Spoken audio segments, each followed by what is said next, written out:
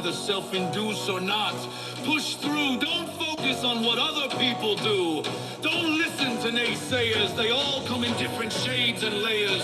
Run your course, run your race. Grit is not a gift, it runs its own pace. Don't waste your time arguing with the people in the stands. What are you doing in the bleachers? Petting creatures, argue with the preachers and the teachers. Get back on the track and catch grit before it's too late. Grit doesn't choose sides, you choose it. Makes no difference. Grit doesn't affiliate only with positive pride. It's like a sword you yield, whether you know how to swing it or not. Get ready for a ride. What makes life pain free? It's grit mastery. It's grit mastery. Grit mastery.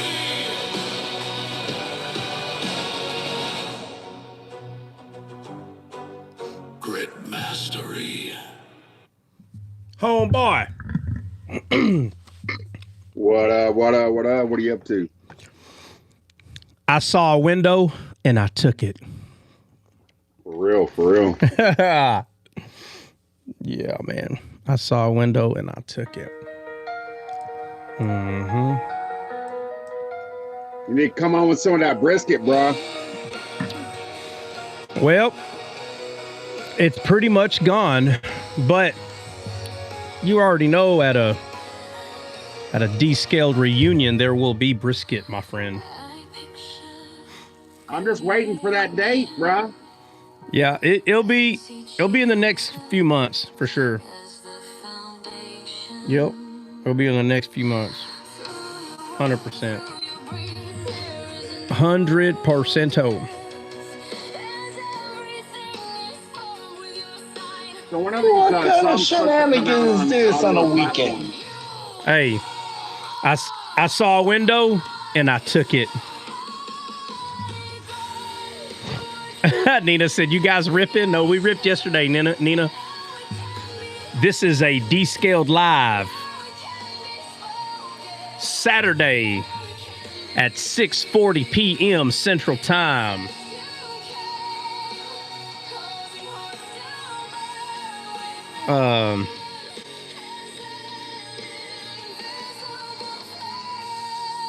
Yeah, we ripped yesterday.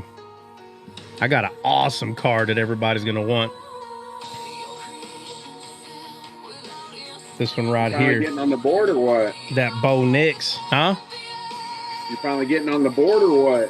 Heck no, I'm freaking losing bad. I don't have Goose one. eggs. I don't have 1 Goose point. eggs. I don't have 1 point. It's bad.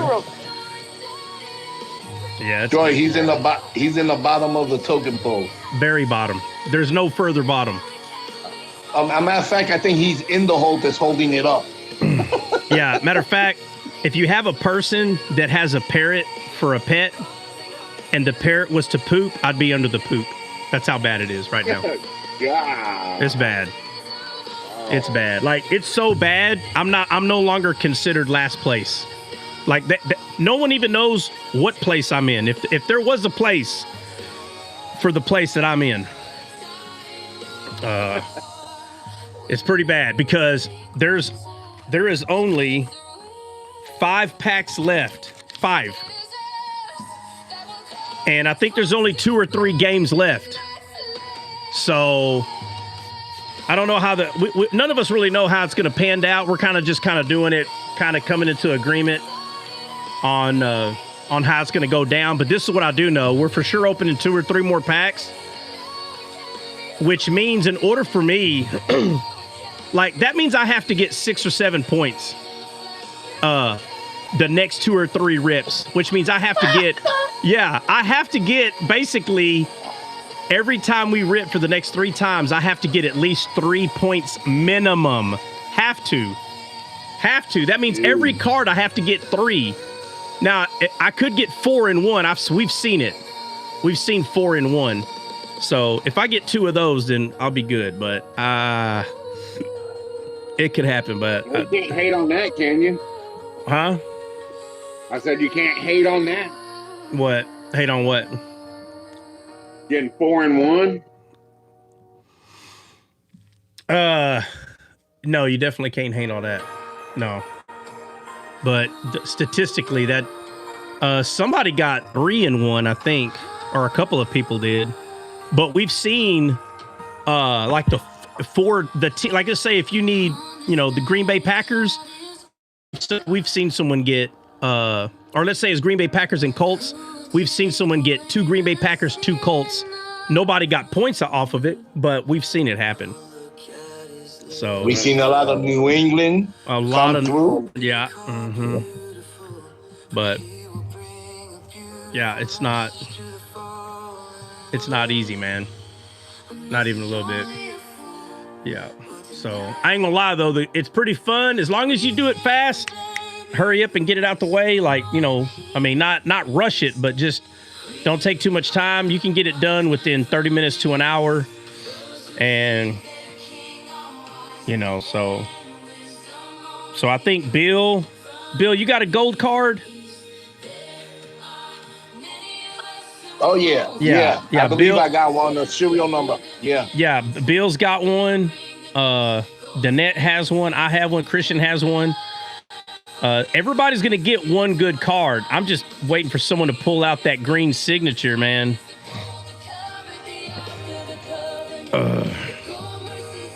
Hi, Nina. Hola. Hola, ¿qué es lo que hay?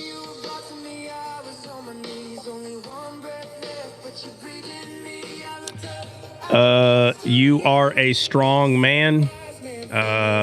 There's no way for you to know that. Strong man. You don't know if I'm a strong man or not. No offense.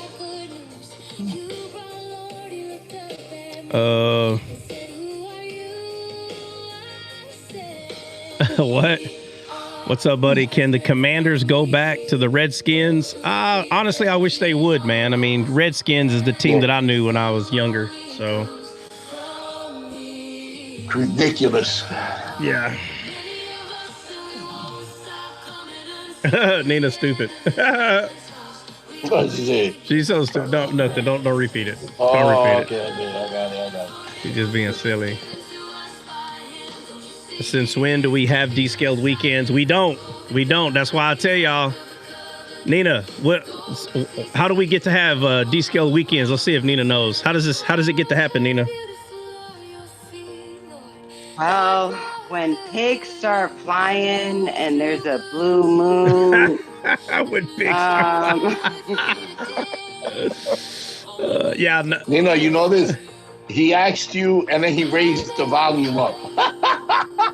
Do what? Yeah, I noticed. What happened? I noticed that. What? I said you asked her how this happens and then you raised the volume up. The volume? What volume? Yeah, the volume on the song. No, I didn't raise it up. It just probably got louder or something because the part of the song is a little bit louder right here. I can't find that. Is that on TikTok already? Yeah, look. No, you got to go to SoundCloud. Oh, that's why I can't find them. Okay. Yeah. It's on SoundCloud. And then January 2nd, all these songs will be posted on everything else, like Apple Music or Spotify, Pandora. But right now, the whole... Huh? Oh, I was just saying, they need to come on Pandora, because I pay for Pandora so I don't get all the advertisements. Okay, yeah, they'll... Frosty, bye. Okay. Yeah, so January 2nd, what's today? Today's what, the 26th? 27. All right, yeah, so we still got like another week, man. What day is the 2nd? I think it's Thursday or Friday. No, Friday. It's Friday. It's on a Friday. It was Thursday or Friday, one of those days. Yeah. Okay, yeah, so... Yeah, so... No, I got a phone call. I'll be right back. Yeah. Now, Bill has to let you know everything is going on. Well, every step of the way, boy. Like we don't hear that thing. I don't know why he just doesn't I don't know why he just doesn't put it on. No, right? he needs to put it on mute. You're gonna see the. Oh yeah. You don't have to hear it anymore, old man. The old man. No, he does have to hear it. He has to turn that hearing aid up so he can hear it. Well, when you're live like this, you don't, because normally, unless he's not looking at a screen, probably he's got it. Well, he might be on his other device though. I got 3 devices, actually 4. Hey, for real, Bill be live on all 4 of them, just waiting for somebody to say, Bill, what do you think? Oh, then he'll go off. Yeah.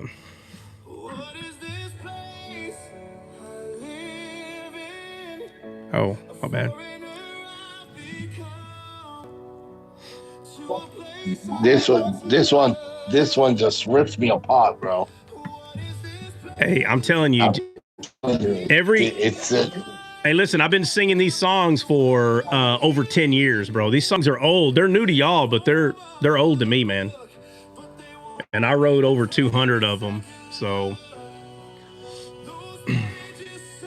Yeah, you just want to do some rich worship and be by yourself. There's multiple songs on that first album you can do that. And CJ messed up and he didn't put Spirit, Soul, and Body on there. So like, bro, why would you put that on there? He's like, I don't know. I was like, well, so it'll be on the next one. And I already have probably about 5 songs already. So in another month, I'll have Descaled will have another album out. The good thing about I Am Your Garden, it's already out there on the platform. So do what now? Yeah, this is the one I'm going to do the video for. I was saying that I Am Your Garden's already out on the platforms. So at least that one's already out there to listen to. Yeah. Oh, yeah. Yeah. Hey, Jordan and Dre are gonna be at it today in the chat, right? In our chat. What? The Ravens are playing the Green Bay at 8:00 today. Yeah. Oh, Green Bay's gonna get their butt whooped. I think they're gonna start love. And then they'll sit them down. Take no chances. Yeah. Yeah. But they're going to get beat. I'm telling you, if they ain't careful. Ravens do have a good team. No, Ravens. No, they don't. They're playing the Ravens. Hey, Christian, they're playing Ravens, right? I have no idea. I was telling Child this is the video I'm going to be doing one of my videos for. This is the video that I'm going to be doing my video. What? There's no way. The song. Yeah, the song. What you're saying is not making sense. Redo. This is the song I'm going to do my video for. What do you mean my video? What do you mean by my video? Like do the thing like with the He Lives in You thing. You mean you're going to make a video with this song? Yes. You're going to make one? That's what he means. Okay. Yes, well, make sure when you're done, you give it to me so I can post it on the proper app, bro, the Descaled app, not your personal app. Yeah, that's the idea. That's the idea. This guy does all his whole video freaking Descaled teachings, and he puts freaking Planet of the Apes music soundtrack in that freaking video he makes. This guy. You know that's dude. Listen, this guy, for Care Bear Stare music. Like, try if you knew what it was saying also in like the African language in the middle parts, you'd be like, okay, this song should have been a worship song, but unfortunately, it's secular. Absolutely not. Absolutely not. Listen, I'm gonna bother you, Christian, because I need help with AI. I don't know which one to get, how to pay for it, how to make videos. So no, you wouldn't want to ask me, Bill, because apparently I picked the wrong music, so I would just ruin you. He didn't ask you. He didn't ask you. And I'd pick the wrong. He didn't ask you. He didn't ask you for your help about your dumb music. He said help him with AI videos, bro.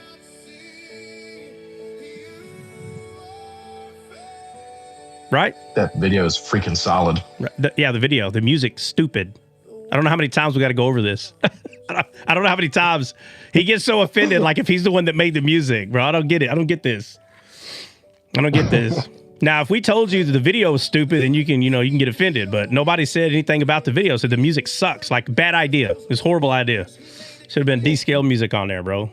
But you weren't thinking about nothing but yourself. Oh yeah, that's right. Yes, that's so what selfish. it was. Oh, it I was was. only thinking about myself. That's exactly. That's Right. why that song got on there. Thinking about yourself. Yeah. Hey, this ruddy guy always thinking about himself. Better not go. This ruddy. Hey, Chris is like, so I made a whole video about God because I was thinking about me. Right. Because I was thinking about me. Yeah, how can this profit me? Yeah, thinking about me. No, I don't see anything wrong with the video. I don't see, but the song's still stupid though. But that's, you didn't make the song, so. Yo, where's Ray? Huh? You got to make a Spanish one because I need something to throw in my Latino section. He made a Spanish one on SoundCloud. He don't like the Spanish one, right? We Bill, can't ask for Spanish and say I don't like Spanish. Bill, you don't like the Spanish one, right?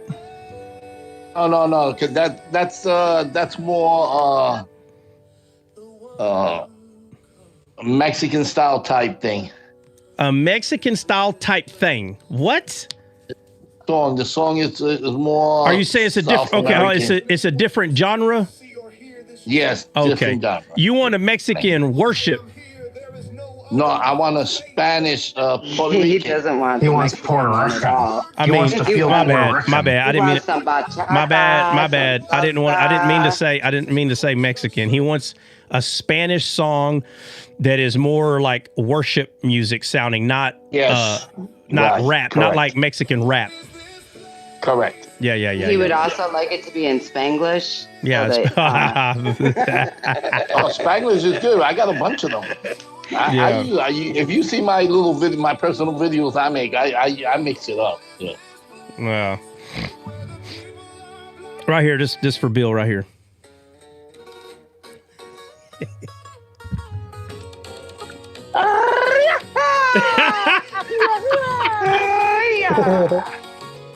Gaw. That's the one that Bill likes right there. No, don't get me wrong. I can get into it, but not for the worship. Yeah. Rise Wolf said Arriba. What does that mean? Up, arriba. Oh, arriba. Yeah, that's definitely got a Reba vibe. You like this song? You gotta see if this song goes in Spanish. Huh? Oh, you want me to? Oh, you want this one and the? Yeah, no, I'm gonna make it. The last one that you played the one that you played last week. This week, yeah. Which one? The new one, the female one. The female one. There's a bunch of female ones. When was it? What was the song about? No, the recent one that hasn't been out. The one that you gave for this guy, for Amazing, that you played a little on it. Oh, you're talking about the Spanish one, or the English one. Oh, you're talking about. Hold on, I got it right here. You should release the re-release on your garden in different languages. Yeah, no, we are. You're talking about David Secret Chord. I love it. Yes. You're talking about I this love one. this one right here. You're talking about this one. This song DJ's like, you will address me as with melodies. Hey, this song is fire, bro. 100%, bro. You could get this one into Spanish. I will. Oh my goodness. Yeah, this song is straight fire. I'll be right back. He searched the whole earth and there was none who would meet the wolf, lion or bear in a sprint of a run. There are only men who work to get paid, but when the enemy comes are afraid, they leave their posts for fun in the sun. So I stand my watch both night and day, where I learn to play the harp, I learn to pray. I'm to and with my sling. People would rejoice if they heard, but to the Lord it's a small thing. A bigger battle lies ahead. One if I go in fear, I will surely be dead.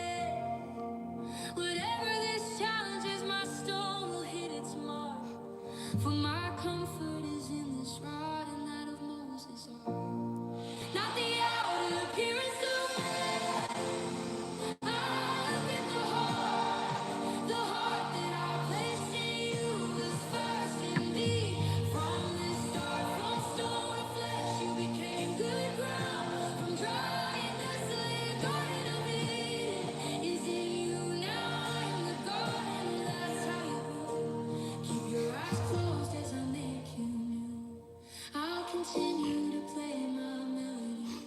Get ready, here it comes. Tell me what you see. You chose me to be king. I want to rejoice that you are my Lord, but I don't know how to play a chord. Can I just hear you sing? With your arm by my side, I'll hold the harp. I'll close my eyes and imagine you. My hands are yours to play a secret melody. For I am a circumcised Jew. Who is this uncircumcised Gentile?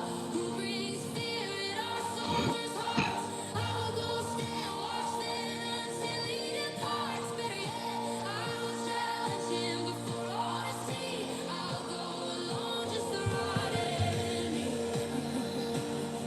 Everyone thinks I'm alone. No, I have my servant by my side, and he does what he is told because I'm part of his bride. I've learned you're not a servant by force. Go ahead, Lord, play your course. Not the outer appearance of man. Look at the heart. The heart that I placed in you was first in me. From the start, from stone to flesh, you became good ground. From dry and desolate, a garden of Eden is in you now. In the garden, that's how you grew. Keep your eyes closed as I make you new. I'll continue to play my melody. Get ready, here it comes. Tell me what you see. Through your melody as I read, I hear digging of soil and planting of seed.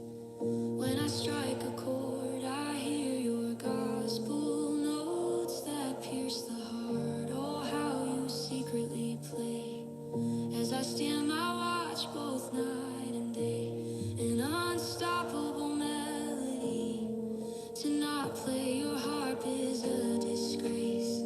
I will play the song you taught me in your secret place. You showed me your secret chord. It's a weapon, it's a sword. Against Goliath, I struck a chord. It was the Lord, not the outer appearance of man. I look at the heart.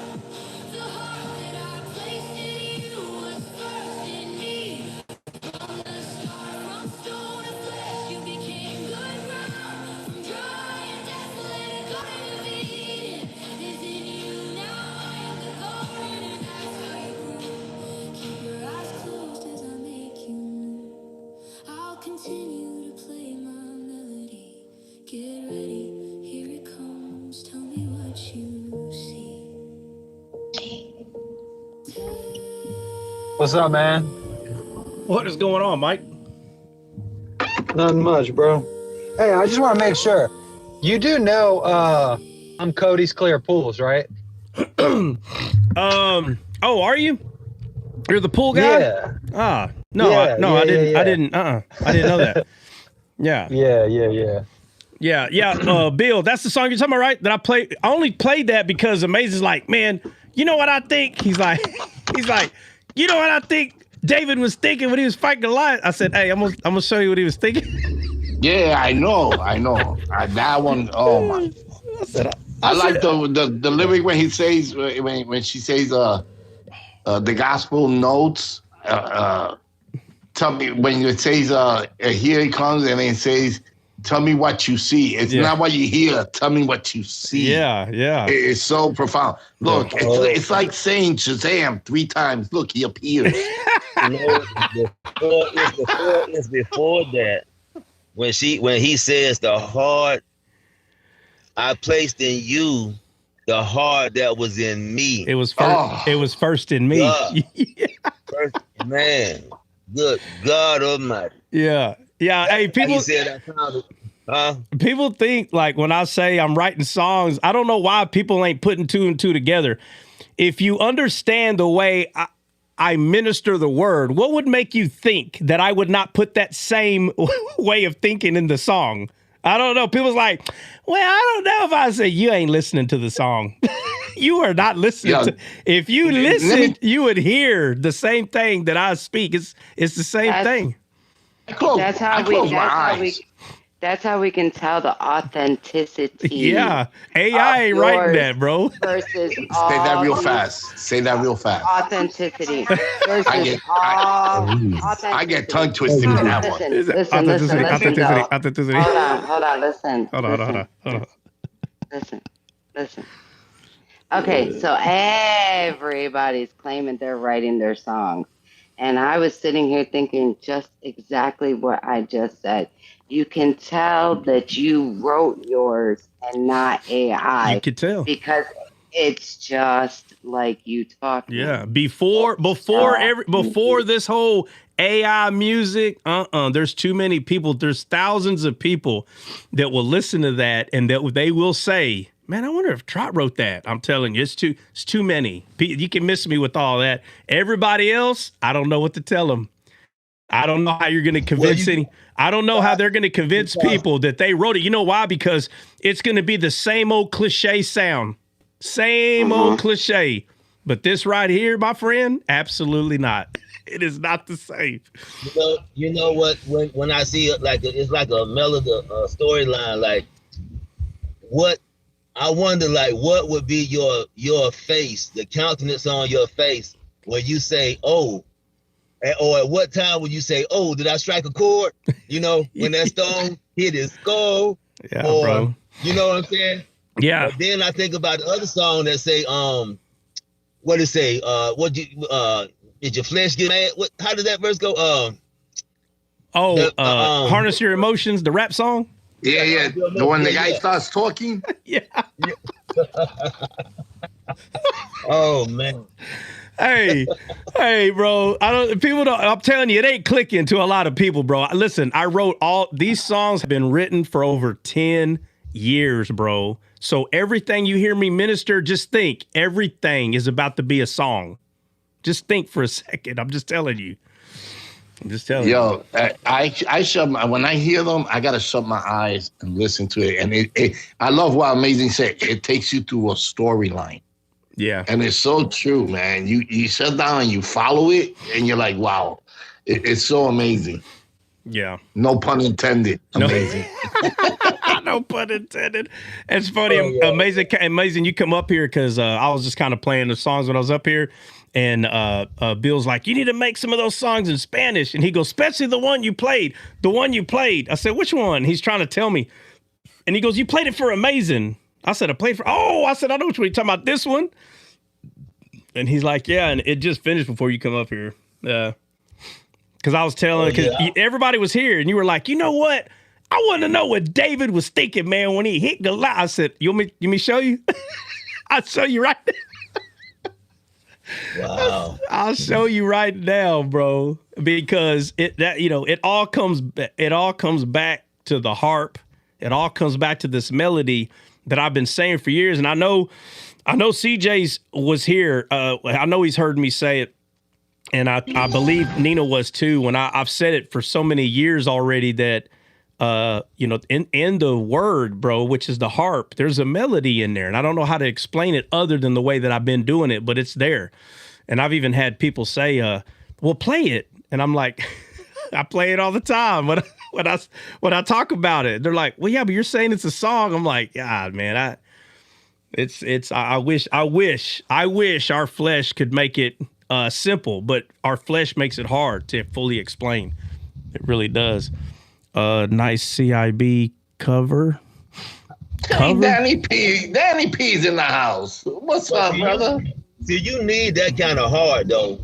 That's the kind of heart that you need to overcome the flesh. To walk in victory. Right? Yeah, that's everybody crying. I just need, I seen your comment, man. I'm sorry. I got people talking to me. Can somebody, okay, thank you. I'm sorry, Amazing, go ahead. When they come back from Ziklag, everybody crying because the wife's gone and the kids gone. They want to stone David, but David encouraged himself in the Lord. David had that. Yeah, I know what you meant by cover. All the time. Yeah.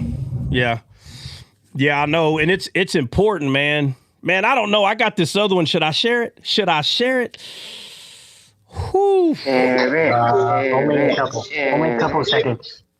CJ's like, stop Hey, ruining the Jennifer. music. Right? Like, Jennifer, God bless, sister.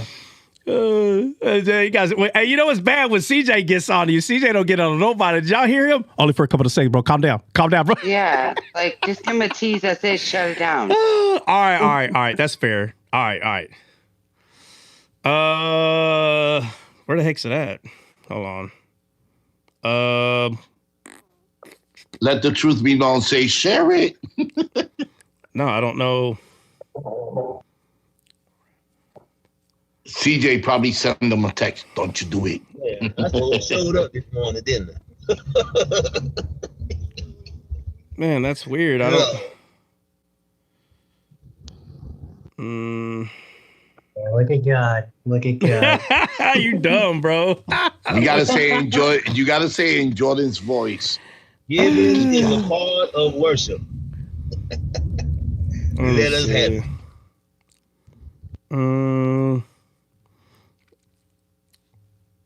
Yeah, hold on. I think that's what I gotta do. There it is. All right, I'll play a little bit of it, and I'm just letting you know right now. There's some things. You always say you're gonna play a little bit. I'm sorry. You always say you're gonna play a little bit, and you play the whole thing. Well, I mean, either way, I still started off playing a little bit. I just ended up playing a little bit more. He's working with CJ right now. Don't let him trip you up. I don't know if y'all caught on to that. Hey, I did. Hey, when have y'all ever heard CJ get on to somebody, bro? Be honest. I said, yeah, I'm playing. It's like, hey, just play about 5 or 10 seconds. CJ's like, hold up, bro. Hold up. No, I just want y'all to understand, like, because I really don't think y'all understand the mission of the music. I really don't. I mean, you should be catching on by now, but in case you still ain't catching on, we're gonna do one more again. We're gonna do one more again. No more after this, all right? All right. Fair enough. All right.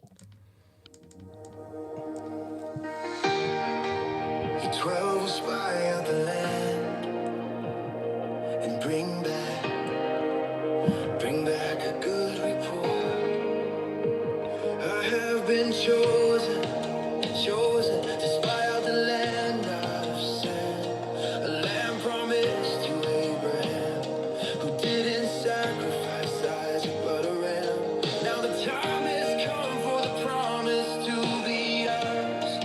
We suffered all those scars, we lived in bondage, trusting the greatness of this promise while counting the stars.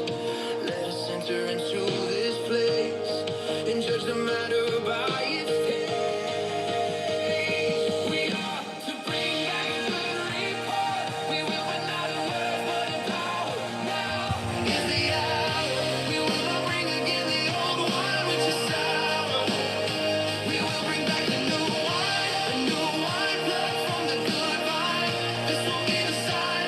This will be the sign that I will proclaim is mine. In front of all the people, let each man himself believe or deny this sign. Galilee, we enter the land with optimism and with heart. The sons of Anak were there, and we are grasshoppers in their sight. We begin to be discouraged, we began to be in fright. The mansions are huge, but for us here, there is no place of refuge. We must go back before we are destroyed in these lands. We are better off in the sands. We are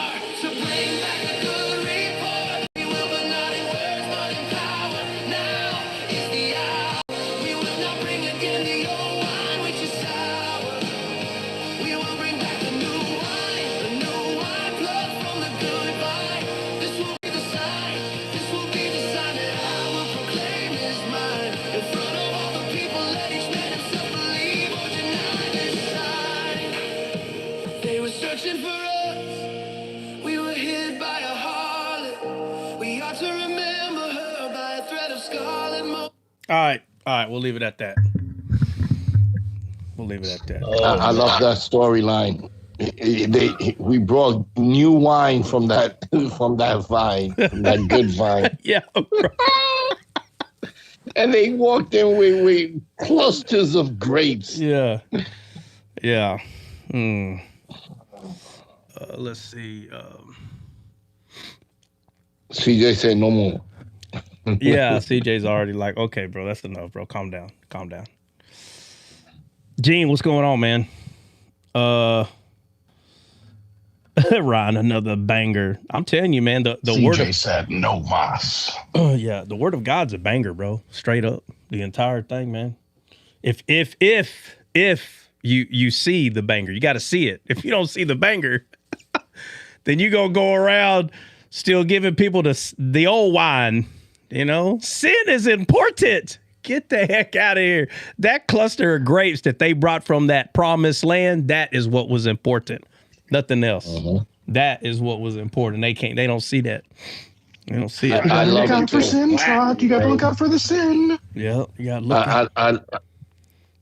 Somebody was talking. I'm sorry. Oh, go ahead. I was saying I love the fact because it's Caleb and Joshua. Yeah. Right? And they're bringing in and they're showing Israel and the Gentile walking in. Yeah. With the new wine. With the new wine, bro. Yep. Mm-hmm. Oh, man. That good news. Yeah. That too good to be true news. Y'all want to hear my theme song? Y'all want to hear my grip mastery song? I don't know if y'all ready for that one, though. Was that the song you were playing at first there, Trump? Yeah, bro. It's a warrior song. Like it's not a worship song. It's just a straight up warrior song, man. Hey, Trot, I got a question. You got a question? Oh man, every time I hear that song, hey, Trot, I got a question. Yeah. All right, what's your question? Yeah, that's the one Amazing was talking about. Amazing still here? He's still here. Yeah. That's the one. That's the one he's talking. He's talking about hardest here. You got a question on YouTube. Oh, from Black Gray 41. What's the question? It's you got it. Yeah, I think so. Let's see. Do you think that people who claim to be saved but set out to put people through hell, like trying to break up marriages or being racist or bullying, are these people going? I don't really understand the question, honestly. Black Grave, I'm sorry. I don't understand. Is there a way you can maybe make it a sentence long, like that paragraph question? I feel like there's like 10 questions in that. So, well, what he's trying to say is, how could somebody be a Christian and then try to tear up a family? Right? Yeah, no, don't get me wrong, Amazing. I can assume that I know what they mean, but I don't like doing that. I don't like assuming, because sometimes it could kind of be off, man. And I'm telling you, it's a full paragraph question. Like, it's just not. No offense, Black Gray, man. You just call me dumb, but that's a long question for me. Like, I need that sucker a lot shorter. He said black. That's why I tell people, that's what I love about the Bible and how God, he don't leave no stone unturned, right? Yeah. You gonna find the good, the bad, and the ugly. It's not a question that you cannot, it's not a situation or a moment that hasn't happened in the Bible where God has not dealt with the problem, right? Yeah. And given us a. So that's what I love about God, how he shows his holiness, his sovereignty, his righteousness, his justice, all of that. And he works it through the affairs of men with a fallen nature. Men, hey, look at David, man after God's own heart. You don't think he didn't tear apart the family with Bathsheba and Uriah? Yeah. You know? Mm-hmm. Yep.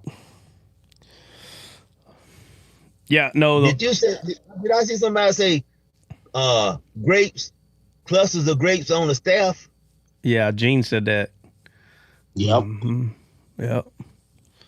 Yep, that's what they did. They brought Caleb and Joshua, they brought grapes back on a staff, and everybody is, all they see is it was heavy, so they had to put a stick under and carry it. Nah, bro. Nah, only the authority of God can go into a land and come back out of it with the right thing, bro. Only the authority of God can do that. Would that be like the dove going and bringing back an olive branch or a leaf? Yeah. Mm-hmm. Yep. Yeah. So, yeah, because the dove, remember, the dove was sent to a dead land, right? Everything's supposed to be dead. So the dove went in there, and the only thing the dove is looking for is what life is in that world, from the kingdom, from when Jesus was asked, "Are you a king?" and he says, "My kingdom is not of this world," right? Because he's talking about the kingdom of God, that's his world.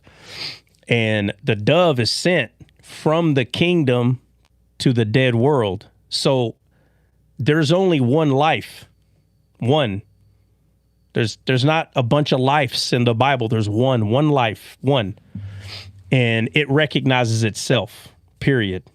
So when that dove came down here, there's only one thing that it was looking for, and it was seed of his kind. That's it, which is the tree of life. So when Jesus ascended, when he ascended back to the Father from the Mount of Olives, right? That's why the dove came back to the Noah's Ark with an olive branch in her mouth. That's the reason. Because when she went to this world, referring to the Spirit, there's only one thing that she's looking to land on, and that's the tree of life. And so the disciples became branches of the vine, which is the tree of life. And so the Spirit landed on them, right? That's the second time the dove was sent out. But the first time that it came back was to show there is life back on earth. Now there's life. I was gonna add to that, Trotta. Wouldn't it be the same thing as when Moses did send out those spies, and the 10 of them came back with a bad report, but then Joshua brought back the staff with the grapes, so that would be the good report, showing the same thing that Dove did with the olive branch. Yeah. In the song I just played, I stopped it because it's kind of getting to that, but it happens quick, so you got to hear the song probably a couple of times. I hate that, but the little argument takes place where they're like, "Hey, we better not go in there," and Joshua and Caleb's like, "Oh no, we better go in there." It happens real quick. It was about to happen, but I stopped it. It'd be something y'all can look. Even with that right there, Brother Trot. Huh? My mind shoots ahead to James when he's telling them, you say this and don't do it. What kind of faith is that? Yeah. He said, I'm gonna show you my faith by my works. So they came back with a bad report, but Joshua and Caleb came back with the evidence. Right. Well, they came back. They came with what you. It's so many things that's occurring, but they came back fruitful. That's a depiction of them being fruitful, not just fruit from the land, but they're fruitful because faith is the glory of God. Faith, which is Jesus, right? So, they came back fruitful, and that sin is not only when you're doing something wrong, right? Sin is also when you're supposed to do something and you don't do it. So yeah, that's what James is talking about. He's like, you go ahead and do that, but I'm gonna show you my faith through my works, meaning I'm gonna become fruitful and multiply. Not I'm gonna go obey the law. That's not what he's talking about. He's talking about becoming fruitful and multiplying, because that's what we're supposed to do.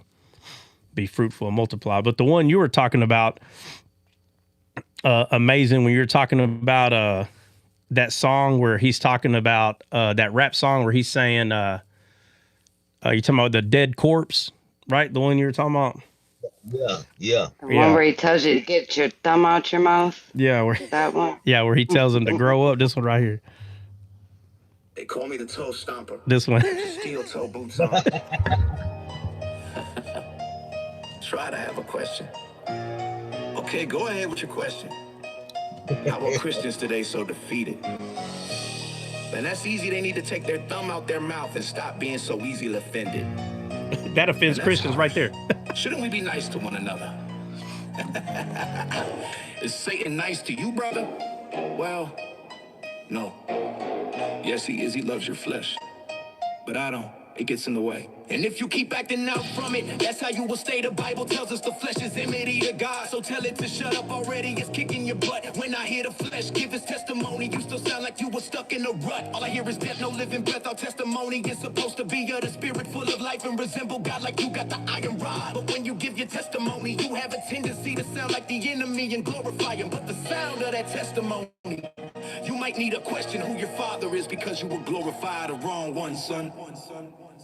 You say you have authority, why don't you use it? Grow up! I'm sorry, did I offend your flesh? Doesn't the Bible teach the flesh is dead? How is yours still alive? If I was to kick a dead man by the side of the road, I promise you he wouldn't budge. But the grass growing underneath your corpse tickles and you laugh. Fouls of the air pecking at you, tugs on your emotions and you float through the wind like chaff. You need to take a bath. Your life sounds like a horror film, like you're stuck in a nightmare you can't get out of. That's because you're focused on the wrong foul of the air. You need to focus on the dove because of that you manipulate everyone around you to get in their feelings like witchcraft. You put them in an ocean on a small raft. You don't bring smiles to people's faces, you bring them frowns. While you tell everyone Christ lives on the inside of you is the proof of that. All I see is false crowns. I don't see it, I don't taste it, I don't feel it, I don't smell it, I don't definitely don't hear it. You are supposed to harness your emotions, the Bible calls it gird your loins. This happened because you got converted instead of being discipled. You need to start back at square one so you can finally give a testimony from the Spirit. A testimony that will cause everyone to want to hear it. None of the past that the flesh created, but of the now and in the future, the one that Christ advocated. You say you have authority, why don't you use it? Grow up! I'm sorry, did I offend your flesh? Doesn't the Bible teach the flesh is dead? How is yours still alive? If I was to kick a dead man by the side of the road, I promise you he wouldn't budge. But the grass growing underneath your corpse tickles and you laugh. Fouls of the air pecking at you, tugs on your emotions and you float through the wind like chaff. You need to take a bath. Your life sounds like a horror film, like you're stuck in a nightmare you can't get out of. That's because you're focused on the wrong foul of the air. You need to focus on the dove. Because of that, you manipulate everyone around you to get in their feelings like witchcraft. You put them in an ocean on a small raft. You don't bring smiles to people's faces, you bring them frowns. While you tell everyone Christ lives on the inside of you is the proof of that. Tell the flesh to shut up and listen to the spirit that's inside of you. Listen to the words that are being spoken to you. Words of life and the truth. Gird your loins because you're gonna make it. Stop allowing the flesh to lie to you, debate it. What the problem is, God is 1,000 ways that you haven't even thought of as he is so with you in this world. Those steps have already been ordered. Fear not, let your heart not be troubled. Count it all joy. These are the words that should come out of your heart. Tell the flesh to shut up and use the shield of faith to block that dart. Harness your emotions, man, be like David and put on the armor of God and get in your car and throw that flesh down. Don't be like Saul, don't fall apart like a $2 suitcase. Harness your emotions. Harness your emotions. Harness your emotions. Yeah, that's the one you're talking about. Amazing. Straight fire, brother. Yeah. Hey, I put it in there. I'm doing my workouts with that one. Yeah, bro. Yeah, it's just hilarious because that's how I see converted Christians, man. That's how I see them. They're just like Moses. You know, they still don't understand. He's already given you everything. You know, Moses already has the rod, and he's like, "Hey, you need to help." And he's like, "What are you crying to me for?" Like, it makes it very clear what is taking place. But people get mixed up because they read, you know, where David is constantly praying to God, you know, and he talks to him from this fallen state. And when you don't understand that's why David is, you know, talking to God this way from this fallen state, then you'll carry that on and you'll start acting like that. But the redemption story of Christ made the difference. And it's hard to get someone to understand that, right? that Christ made the difference. It's real hard. They'll say, yeah, he made the difference for salvation, but you still got to approach him like David. And it's like, no, bro.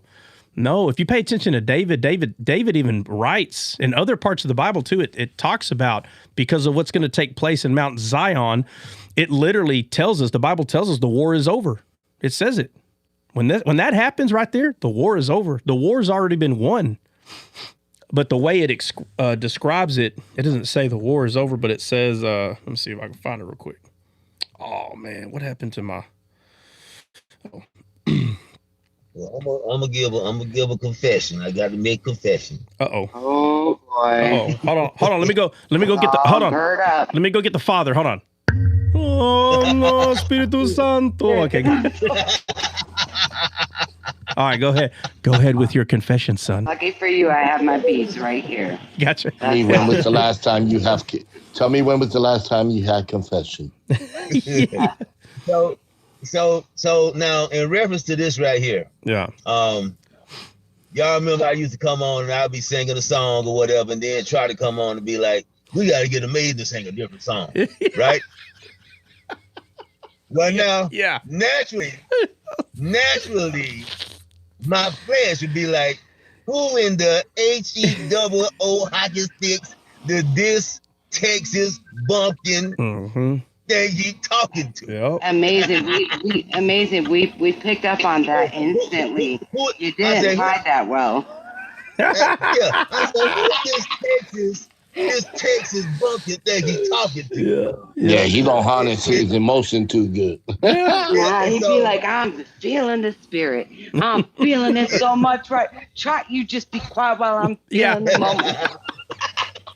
So, and then, now this is how it happened in real life. What I love about this is, it take me back to the Bible when the disciples may not have understood, but then it's like when Peter looked in the tomb and they say, then he remembered the words of the Lord, right? Mm-hmm. And it caused him to go back and reflect. And so now he could see more clearly with more vision and scope. And so as I started listening to the music, I'm like, well, that white boy know what he talking about.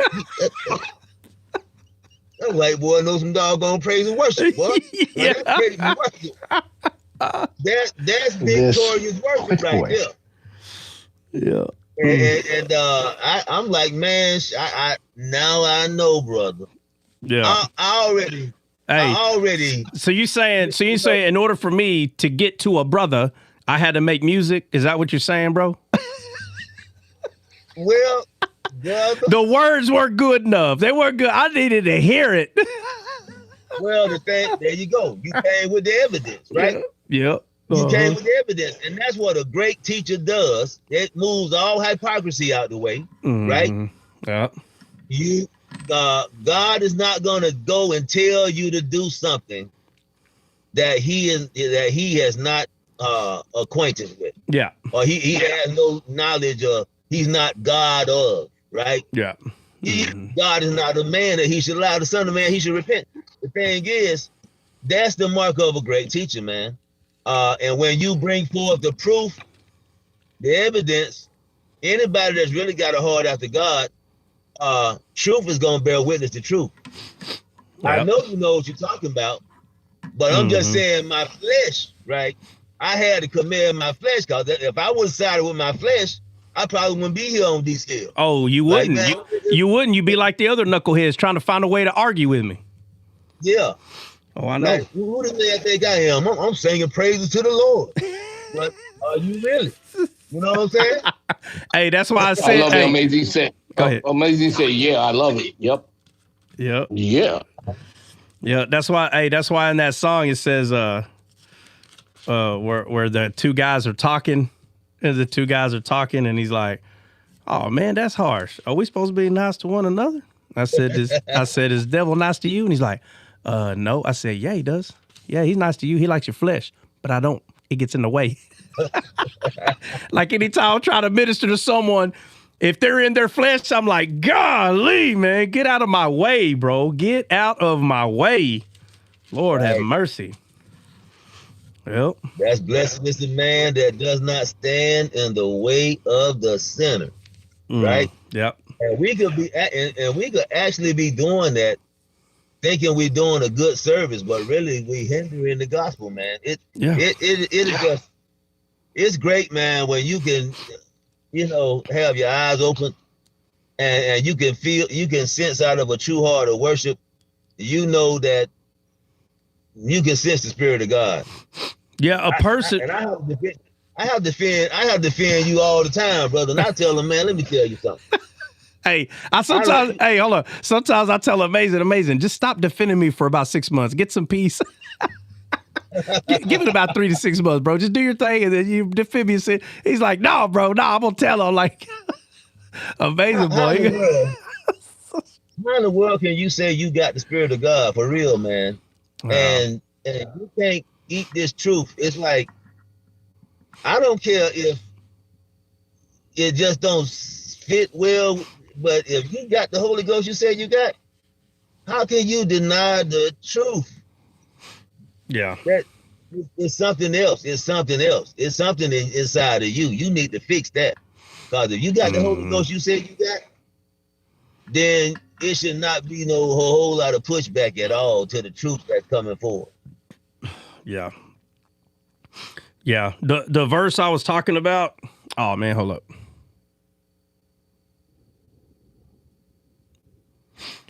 The verse I was talking about is in Isaiah 40.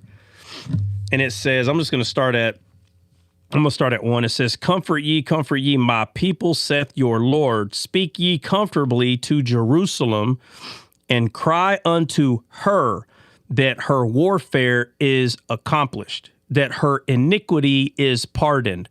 For she hath received of the Lord's hand double for her sins. The voice of him that crieth in the wilderness, prepare ye the way of the Lord, make straight in the desert a highway for our God. Every valley shall be exalted, every mountain and hill shall be made low. Mountain and hill is referring to pride. Anything that's in pride is going to be brought down. And it says, and the crooked shall be made straight, and the rough places plain, and the glory of the Lord shall be revealed. The glory of the Lord shall be revealed, which is through the being fruitful and multiply. That's the glory of the Lord, which is the tree of life, right? So it says, and all flesh shall see it together, for the mouth of the Lord hath spoken it. The voice said, cry, and he said, what shall I cry? All flesh is grass, and all the goodliness thereof is as the flower of the field. The grass withereth, the flower fadeth, because the Spirit of the Lord bloweth upon it. Surely the people is grass. So now we're going to say people's not grass. Well, I mean, they're like, what did they eat in the garden? Fruit. It's fruit. Physical fruit. And now we're grass now. Oh, well, no, right there, it's like a metaphor. Oh, okay. But the fruit's not a metaphor. It's too good, bro. And the suffering is not a metaphor. It's too good. It's too good. You can't pick and choose what's a metaphor. It shows you which one is a metaphor and what's not. It'll tell you if you just slow down. And it says, surely the people are grass. The grass withereth, the flower fadeth, but the word of our God shall stand forever. It says, O Zion, that bringest good tidings, get thee up into the high mountains, O Jerusalem, that bringeth good tidings. Lift up thy voice with strength. Lift it up. Be not afraid. Say unto the cities of Judah, behold your God. But the point I'm getting to is all this is possible because of Mount Zion. What happened to Mount Zion? But the first 2 verses, or 3, is really what I'm focused on, where it says, comfort ye, my people, saith your God. Speak ye comfortably to Jerusalem, and cry unto her that her warfare is accomplished. Her warfare is accomplished. This is King James. All right? If it's too hard for you to understand and you need it in ESV or PHQI, XYZ version, whatever version you need it in, literally it means the war is over. Her warfare is accomplished. The war is over. because of what happened in Zion. The war is over. This whole attitude, sin bad, and all this stuff. We already know sin is bad, but it's back there. The war is over, my friend. If you don't understand that the war is over, then you still think you're in one. That's a bad place to be. I say this all the time. In Vietnam, go look it up. In Vietnam, after the Vietnam War was over for almost 2 years, you understand? 365 times 2 years, 24 months. They were still finding people in the jungles of Vietnam, hiding, waiting for the enemy to come. Are y'all listening to what I'm saying, bro? Can you imagine? You thought your uncle was unalive 2 years later. He comes in the house. How come nobody told me?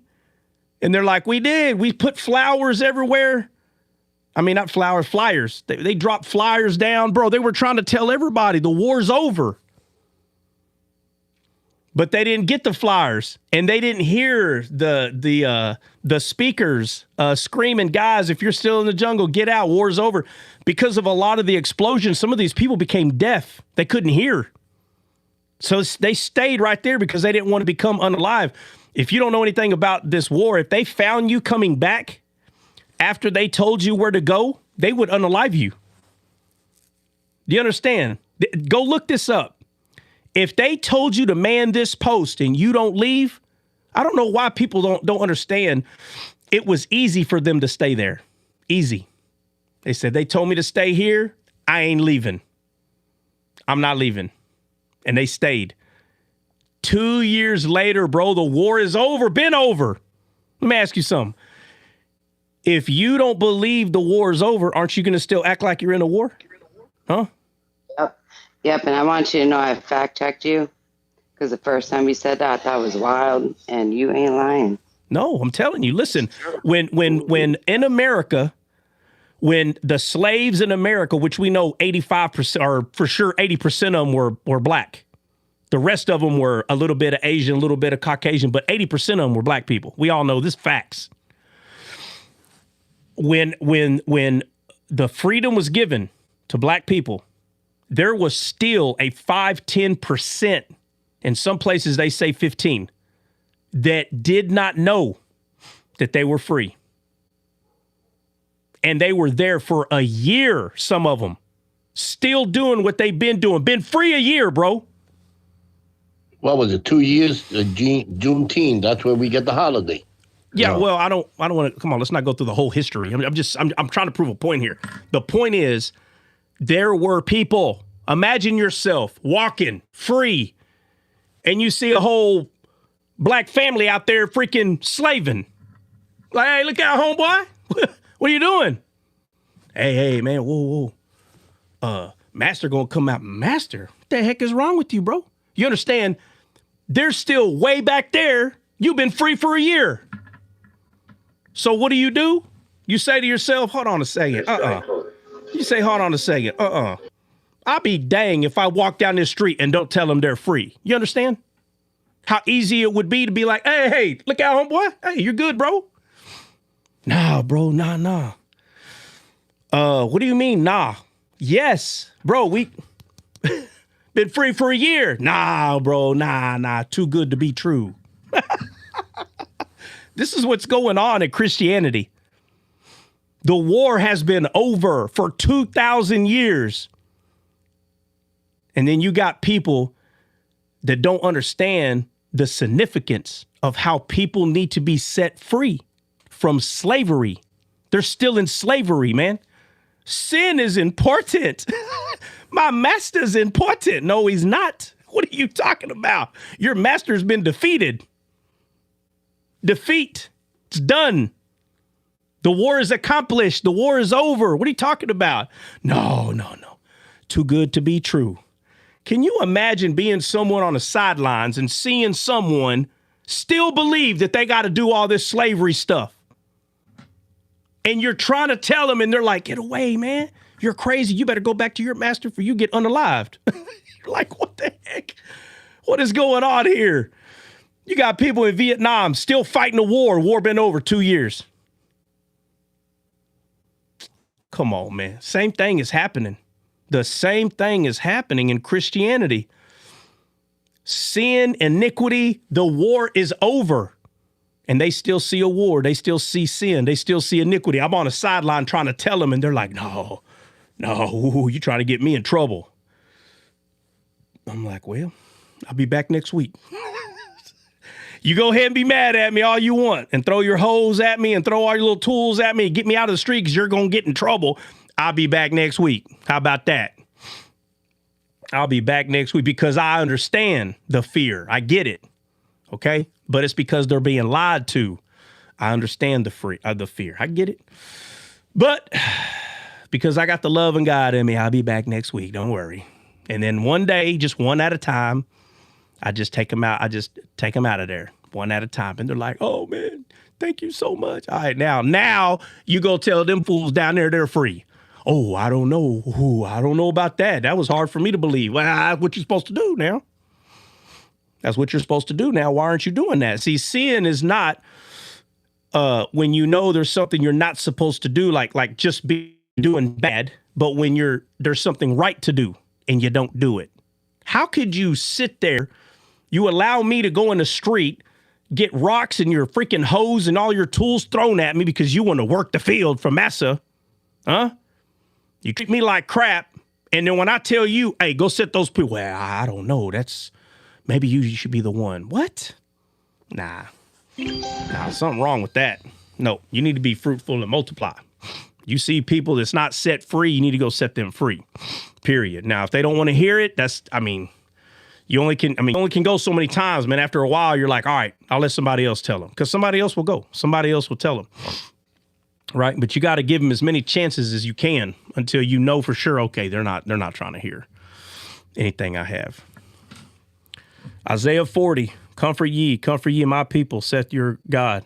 Speak comfortably to Jerusalem and cry unto her that her warfare is accomplished. And for those that KJV is just too hard for you to understand, the war is over. That's what it means. Why? Based on Zion. It says right here, verse 9. It's all because of what happened on Mount Zion. All of it. It was all accomplished right there. Boom. Everything. Everything led to that point. Everything did. Let's see.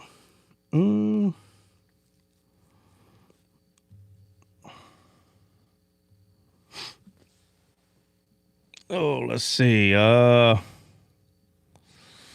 Good morning. Okay, good morning. Good afternoon over here, though. But yeah, good morning. From Guam. What's up, Shot from Guam? What's going on, man? So, what would be a correlation, if any, with that, Trot? When Jesus said it is finished, right? Yeah. But then he still had to come back from the grave, right? Yeah. For the proof, right? Yeah, well, so when he said it is finished, he's talking about this right here. The war is over. Because he became sin that knew no sin. So all sin went to him. And when he took on sin, he became the brazen serpent. Now he's the serpent he's the serpent now. You understand? If Christ wanted to, he could accuse us. But he's God and God is love. So he's got the power now to accuse. Satan no longer has the power to accuse. He's got it. And he didn't accuse us. Remember, the lady was going to get stoned? And he said, where are your accusers now? Oh, well, there are none. That's what it is. He's the only one that can accuse. And at that point, before he took on sin, he wasn't the only one that could accuse. Because of the law, the scribes and the Pharisees can't accuse because of Moses. And he hadn't became sin yet. So they were in their right. They were in their right to accuse. But Jesus of course, says to them, okay, well, you without sin, cast the first stone. Basically, if you stone her, you have to stone yourself. And they're not going to stone themselves because they're hypocrites.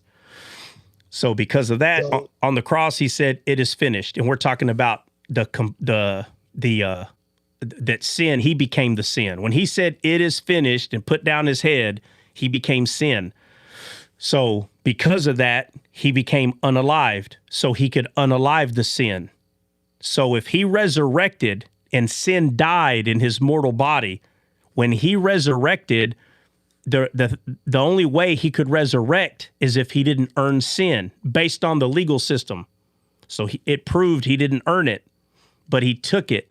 So the Spirit was able to resurrect him because he never lost righteousness. He was always righteous. So when he resurrected, that proved that sin was dead. So if sin is dead, why are people still talking about sin? On and on.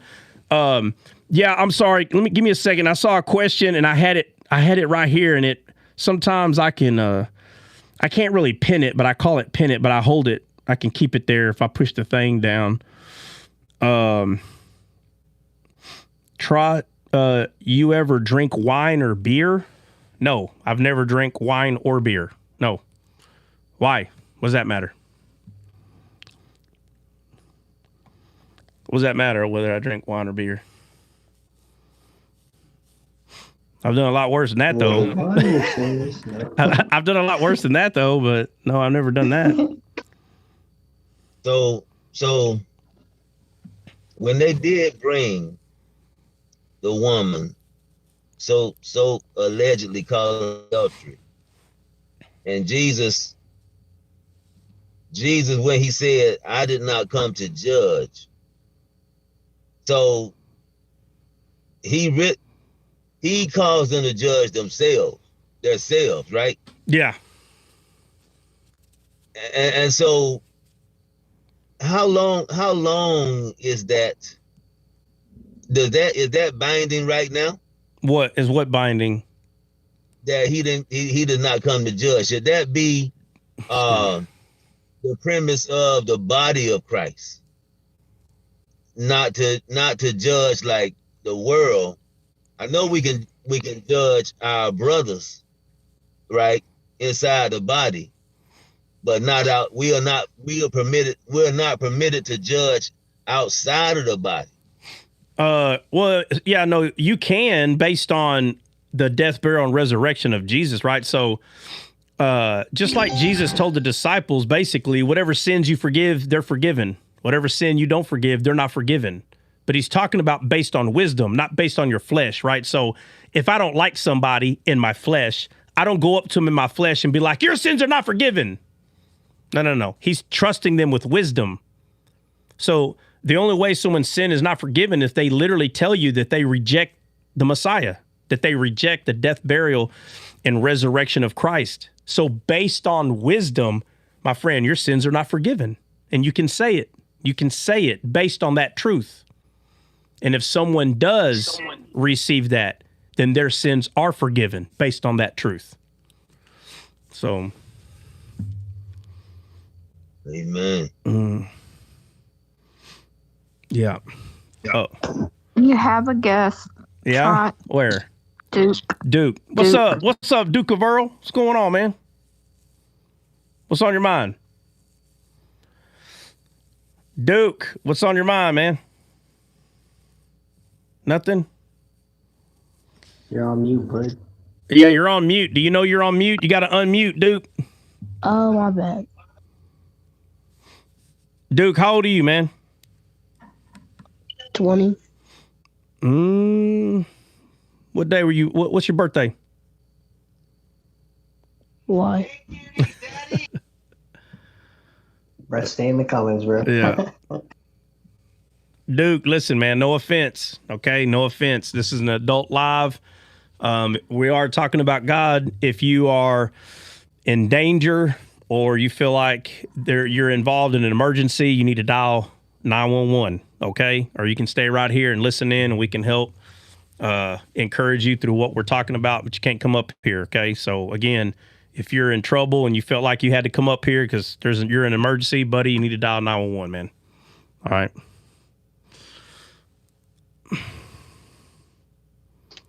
Kelly got a question. Yeah, Kelly, what's up? I don't have a question. I'm just here, you guys. Oh, I don't know. Blessings, everyone. Bill, why'd you think she had a question? I'm good. No questions. Yeah, throw her under the bus, Bill. I put my questions in the arrows for when I see people who have questions. Oh, Look at. Yeah, that was. It gets Sprott's attention. Yeah, that was for me. I saw it. Yeah. What time is it? About to be 8. Man, look, guys, y'all already know that I usually don't go live on the weekends, but I seen an opportunity. I went ahead and took it. And I will say this, it was not easy. Matter of fact, y'all can all thank Kelly. How about that? Y'all can all thank Kelly that I'm live right now. But if it wasn't for the opportunity, it wouldn't have happened. That's why I was like, I don't know, man. Kelly, I heard you cracked the window open and he took the opportunity and jumped through it. Huh? Absolutely. I just want the family to grow. I want Distill to grow, you guys. Yeah. Worldwide. Yeah. No, man, it's growing every day. Listen, come on. Let's be real. You don't have to be anything special. Let's be real here, right? You have this whole sucky world that we all live in. Let's be completely honest. The world sucks, okay? But we're not supposed to look at the world with our flesh. If you look at the world with your flesh, you don't want to be a part of it. You'll run. You'll run from everybody in the world. You don't want to hang out with anybody, and it's because you're self-centered.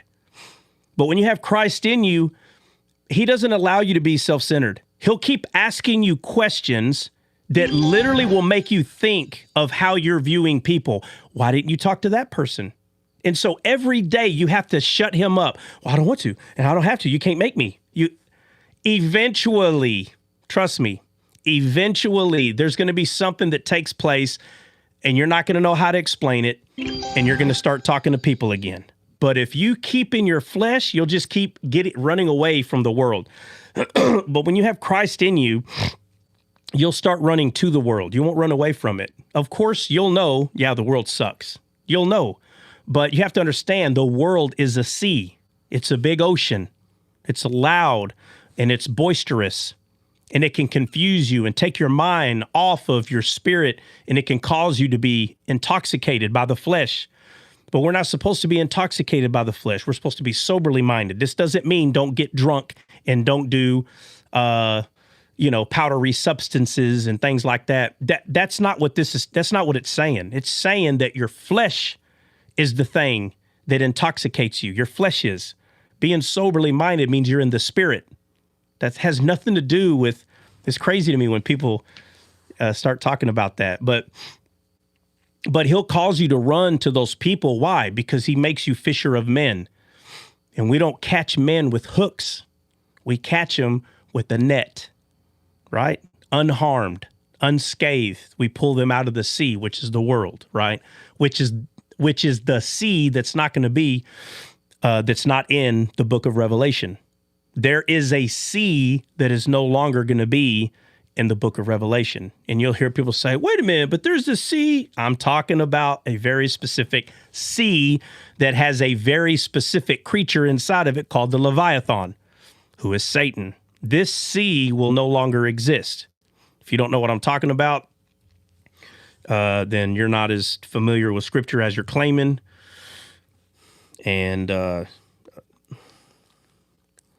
don't have to go over that right now. The point I'm making is the world sucks. You know it. We all know it. And what you need to do is figure out whether you're going to pull man out of this world or not. And the only way to do that is to get your hands dirty. That means you got to go talk to some people that, I hate to say it, they've been in this world so long, they suck too. So the world sucks, they suck, and now you got a decision to make. Do I care whether they suck or not? If you still care whether people suck, you're still in your flesh, man. I don't know what else to tell you. You're self-centered. You don't want to be around them because of this reason, that reason. That don't matter. We have a net. We catch them with love, okay? And if they don't want to be caught by love, it's not on your shoulders. That is not your responsibility. Your responsibility is to just become fruitful and multiply. And the only way for you to do that is to bear fruit. And the only way to do that is to make disciples. That's it. That's it. It's the only way to do it. And so there comes a time where you don't care. You don't care how much the world sucks. You don't care that people suck. You don't care anymore. You just know that their perspective needs to change. And if their perspective needs to change, it doesn't happen by everybody just sitting idle. It doesn't happen. You have to do it. You have to be the one, right? That song I just played, right? This song right here, right? That's talking about the 12 spies went into the promised land, right? It's really talking about us today. You are, the song's literally called, you're the spy of the land. Let me just put it that way, okay? You're the spy of the land. You understand? You're the one that is telling people that you went into this paradise. Listen, you're telling people, I've been to this paradise. Look at the new wine that I got from it. This is what you're telling people. And where is it? If you're telling everyone, look at this land. You can go live in this land. You could be part of this land. Look at the new wine. Where is it? Where's the new wine at? Where is it? What is it?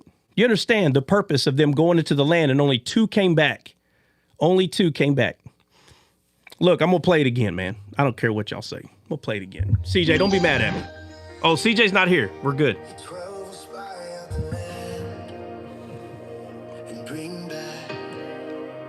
Bring back a good report. I have been chosen to spy out the land out of sand. A land promised to Abraham, who didn't sacrifice Isaac but a ram. Now the time has come for the promise to be ours.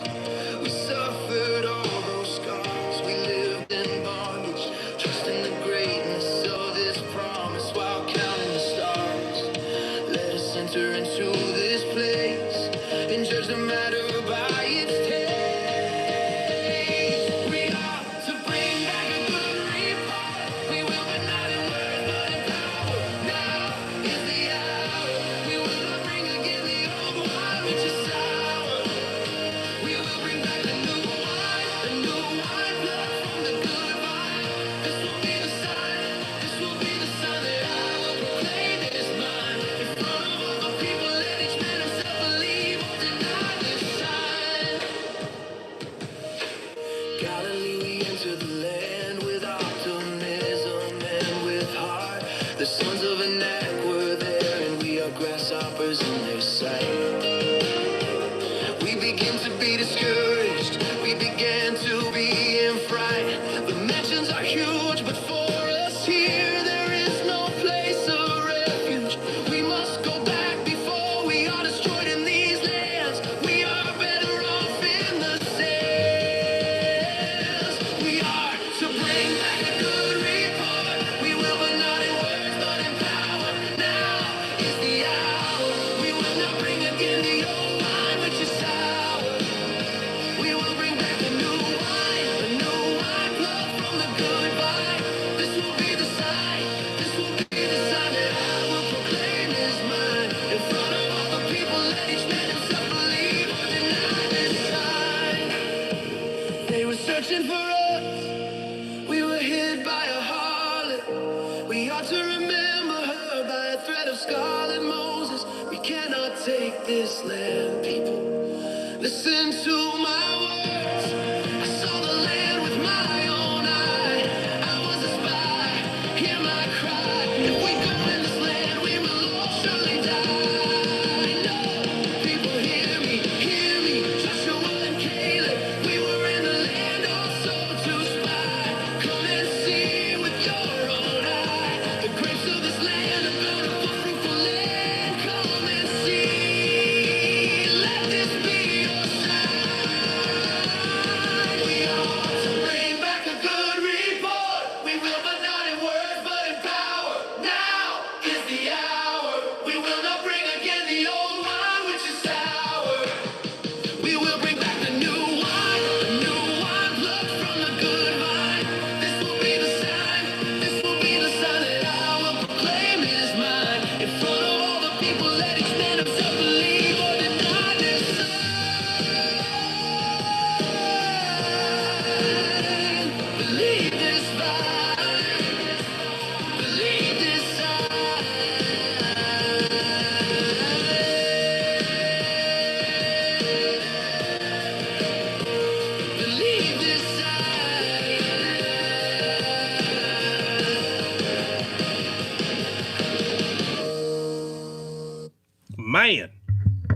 Now, if you don't get it, I don't know what else to tell you at this point.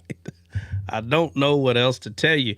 The whole Bible, the Old Testament, is just full of the gospel, the entirety of it. There's not a part of it that's lacking, missing. I don't care if you tear one book out of there and you tell someone, hey, this is the only book you get. You messed up. You shouldn't have gave me one. You shouldn't have gave me one. All I need is one. One page, 2 pages. That's it. There ain't a page in the Bible that don't say what this just said. It just says it differently. It just says it differently. Here it's explained to us as 2 men came back, and they're showing how great, you know, a big cluster of grapes that was in the land. But this was never the nucleus of the story of Moses. The nucleus part is they all got scared and didn't want to go in it. Like that. That's how people see this story. But the true nucleus part, the most foundational truth of the entire story is that these 2 people who brought this cluster of grapes back, which is the new wine from the promised land, and they brought it back on a rod, which in the Old Testament, the rod is the authority of God. That right there alone. And now we see in the entirety of the Bible, now the wisdom of God, we see that he always sends his men out in 2s. Always. To do what? What does he send men out in 2s to do? Huh? Anybody? Good news. Good tidings. To do what? To do what? What are they doing? Make disciples. To make disciples. Yep. To make disciples. When you understand that, you will know deep down in your heart, regardless if it says it in that part of the story or not, that Joshua and Caleb knew that they are the ones that were going to go have to minister to the younger generation. And they were fruitful and they multiplied. And how do we know it's true? Because they took the land. They took the land. And they're like, well, no, you're adding a scripture, brother. It doesn't say that, brother. You don't know how to read the Bible. What do you mean it doesn't say that? How do you not know? How do you not know? How do you not see what's happening in this story? My bad, Amazing. What are you saying? That last song, you cut it off, man. But I caught the last part. No, I didn't cut it off. I let it play. That one. I'm talking about the one you cut off a little while ago when they said we were covered by a harlot, and then said something about the scarlet thread. No, that was it. I replayed the whole song. That was it. That's it? Oh, yeah, okay. You missed it. My bad. I didn't know you weren't here. But yeah, I was here. But with that right there, what you're saying, would that equivocate to them going out? They made disciples of Rahab, right? I mean, did she not, by faith, she hid them? Yeah, Rahab was already a believer, bro. Yeah, that's what I'm saying. They didn't have to make a disciple. She was already a believer. Because they said, our people have heard of your God and they're frightened. She already believed. That's why she hid him in the upper room. That was the whole point of them being hidden in the upper room. So she already believed. So when she met them, I mean, you know, the abundance of the heart, the mouth speaks. She was able to tell them the truth. She probably didn't tell anybody. And if she did, it might have been, you know, her next door neighbor. You know what I mean? Now, let me ask you this, Troy. Yeah. Now this is for TikTok. This is for learning purposes, educational purposes only. Yeah. Have you heard this when it said, how did Rahab know that the men's hearts had failed them? And I've heard in my studies that the way that she knew was because, you know, if the heart don't get enough blood flow,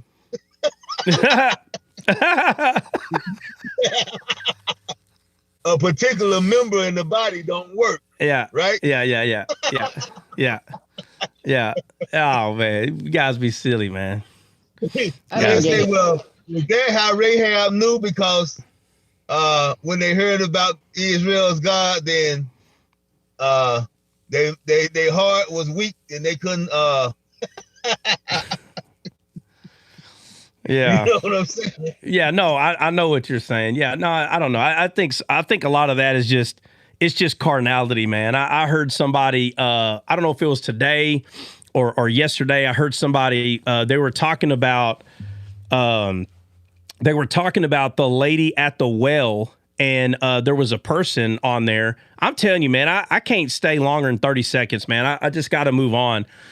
And the girl, it was a girl, and she was, I don't know who was talking to who. There was somebody, I can't remember who it was. There was somebody in that room that I recognized. So I listened for a little bit, but literally I couldn't have been there but a minute, if that.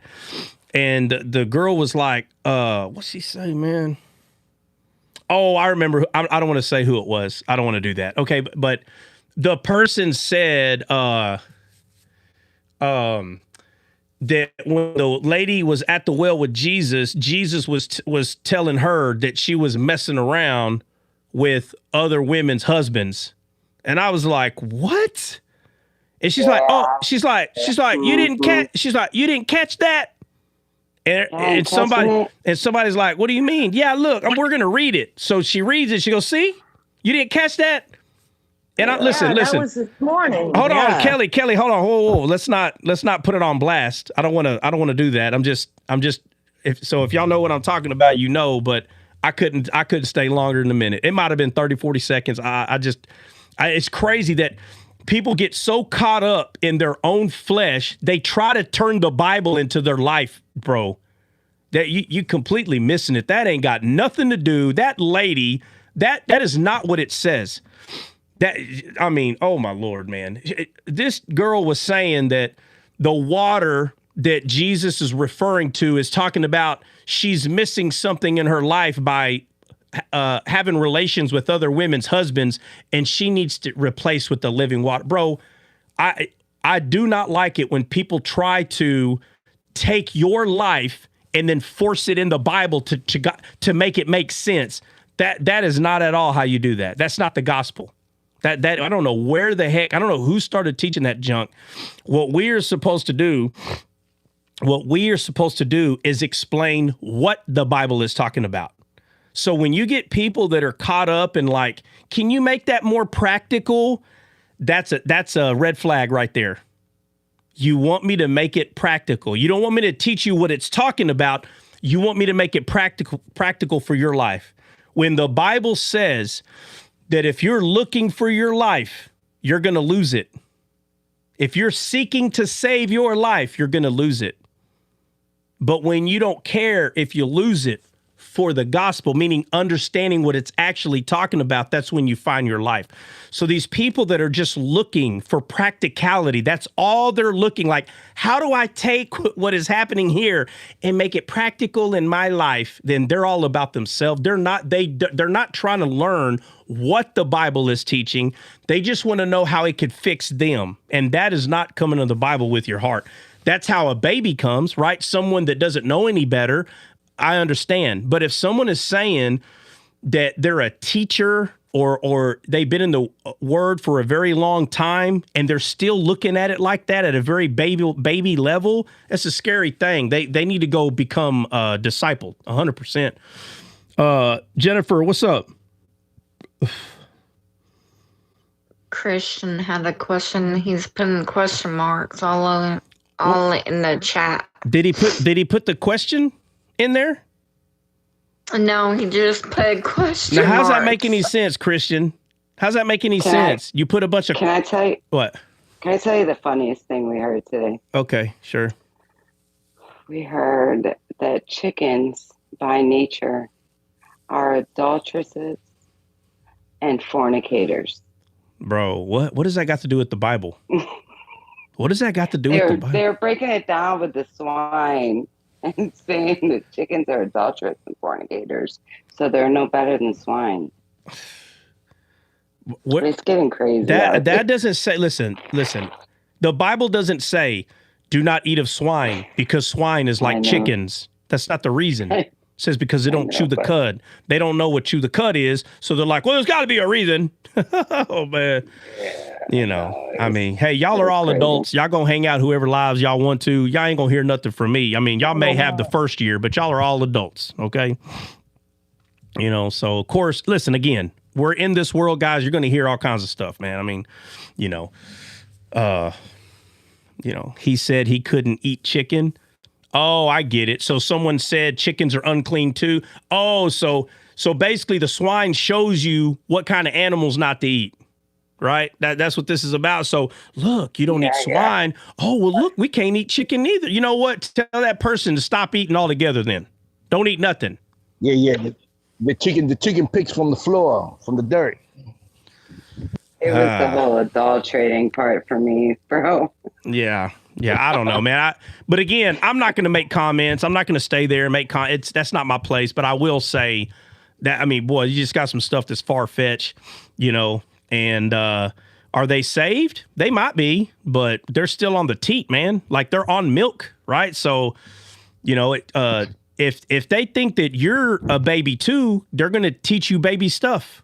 And then you're like, whoa, hey, I'm not a baby no more. You know what? You need to put down your pride. That's what you're going to get. If you tell a baby that you don't want to learn something from them, they will tell you that you're prideful, right? So now here comes the Bible attacks. They're going to try to use scripture and tell you that you need to have an answer to every man. You need to have an answer. The Bible does not say that you have to argue with every fool. That's not what it says. That's what they try to make you believe, that you have to, right here, you got to have an argument for everything. You got to know. You got to know something. That's them manipulating you to just argue with them. But if you don't know the word, if you don't know any better, you'll do it, right? You'll do it. Don't do it. Be better, right? But anyway, the conversation started because we're talking about how the way you minister, right? Because we're talking about music. The way you minister, your music will reflect how you minister. You will be able to hear a song and you'll know whether it came from that person or not based on how they minister. That's why people say all the time, I know you wrote that song. And I'm like, oh yeah, how do you know? Well, because you've been ministering that stuff for years. And I'm like, yeah, you just know. You can hear the melody, the tone. You can hear it's the same thing. It is becoming a cliche. Music is getting to a point where it's just the same old story. I'm not going to say what that story is. You should know by now. Right. But I'm going to play this song one more time, and it's going to be David Secret Chord. And if you just pay attention to the words here, you can get a whole 2-hour descaled show out of this freaking song that's not even 5 minutes. OK, but you just have to listen to the words. All right. Now, again, if even a little bit yeah, well, I don't want to digress, but if you see the way that I minister, like the way that I go through the Bible, my songs are going to reflect it. So it's not different. It's not going to be worse. It's going to be just as amazing because it's God's word, but I'm going to play it. So just pay attention to it. The song's freaking amazing. A song is a little different, man, in ministering to people, but it's just as awesome. I watch my post both day and night, with God's right by my side, ready to fight. God searched for a man to do this job, but couldn't find one. He searched the whole earth and there was none who would meet the wolf, lion or bear in a sprint of a run. There were only men who worked to get paid, but when the enemy comes are afraid, they leave their posts for fun in the sun. So I stand my watch both night and day, where I learn to play the harp, I learn to pray. I'm to and with my sling, people would rejoice if they heard, but to the Lord it's a small thing, a bigger battle lies ahead. One if I go in fear, I will surely be dead. Whatever this challenge is, my storm will hit its mark, for my comfort is in this rod and that of Moses' arm. Not the outer appearance of man, I look at the heart that I placed in you was first in me. From the start, from storm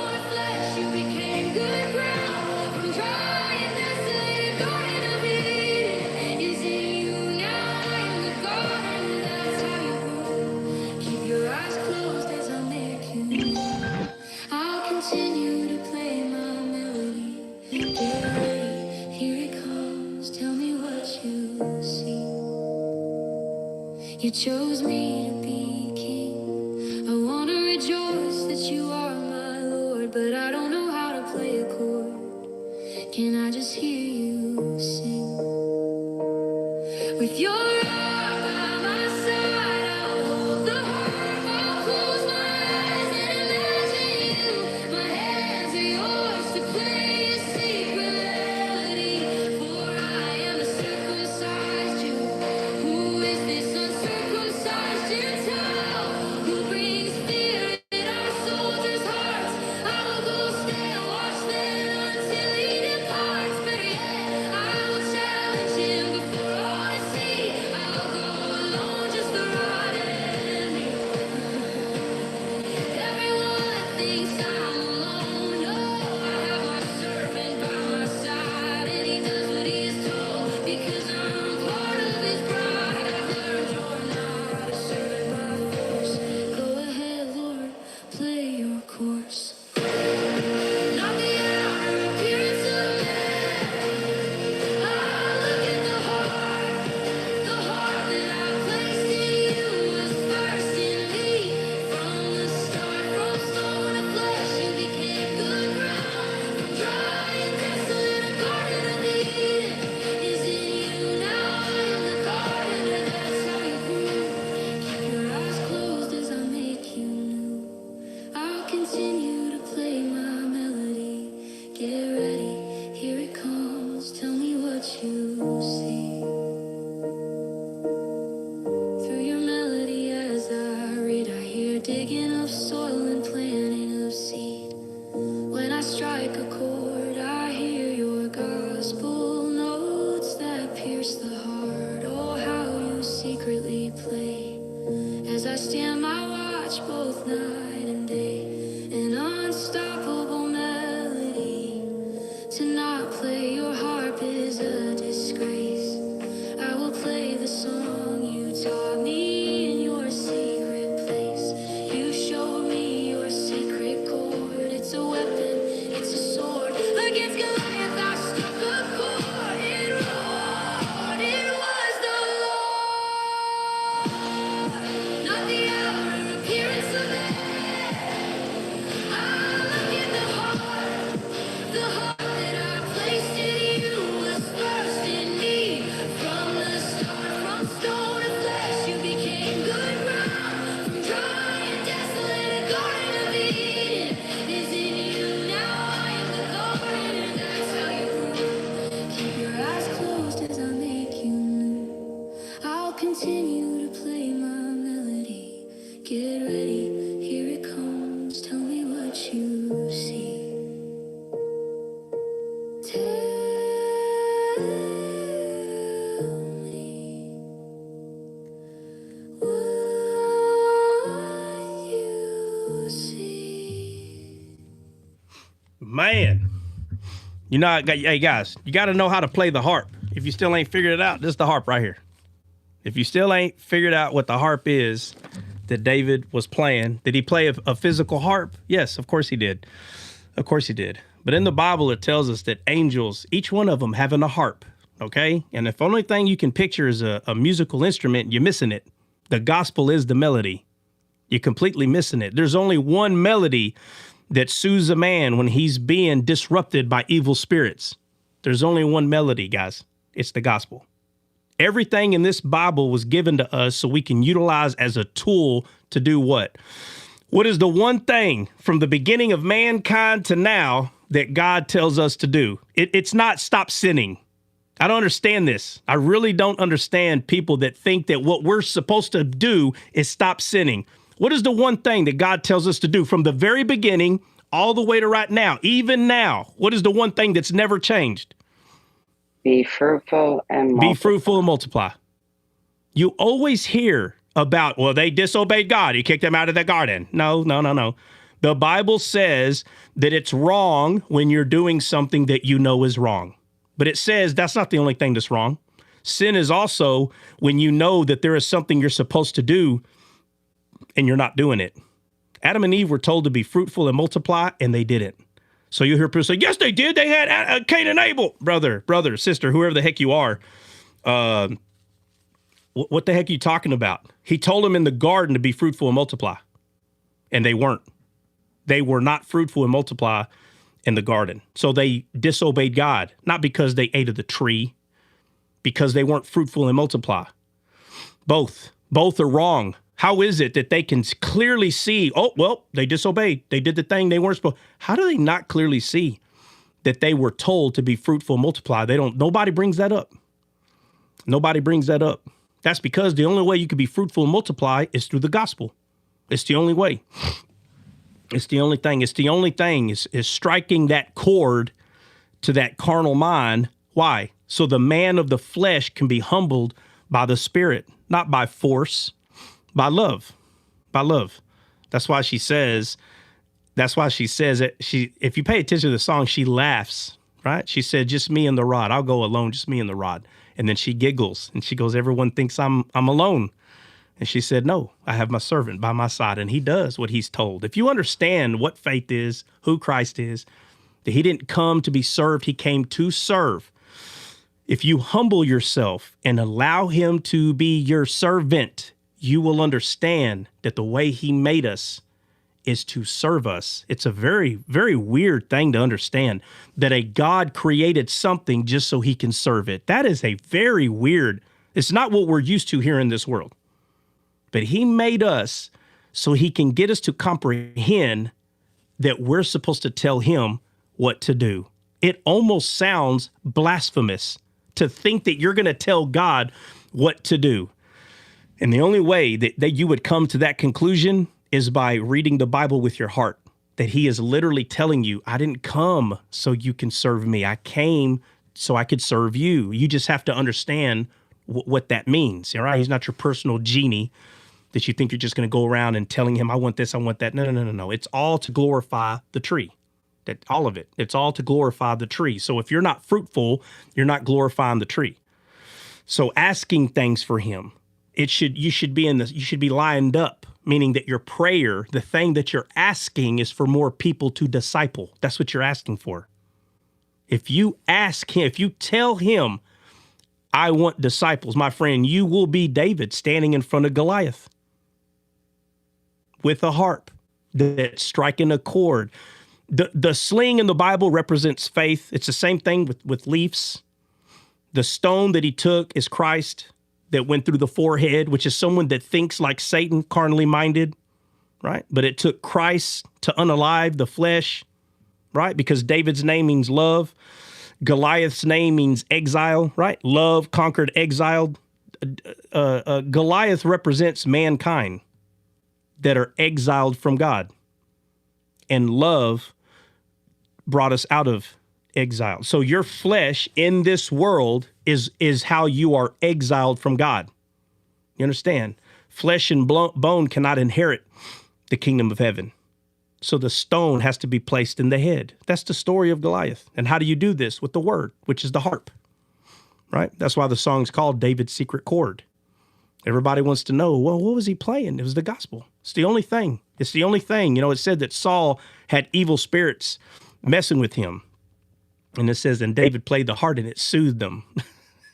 It's the melody of the gospel. That's what it is. Right?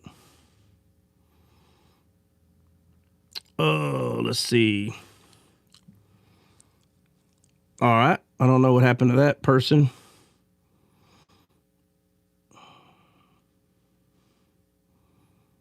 No.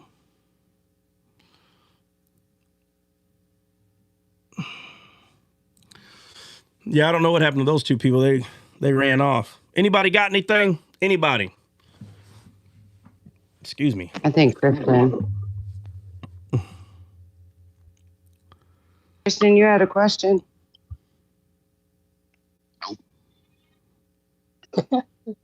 You weren't you throwing question marks all up in the chat? Yeah, as I explained before, I was saying that to the girl's interpretation.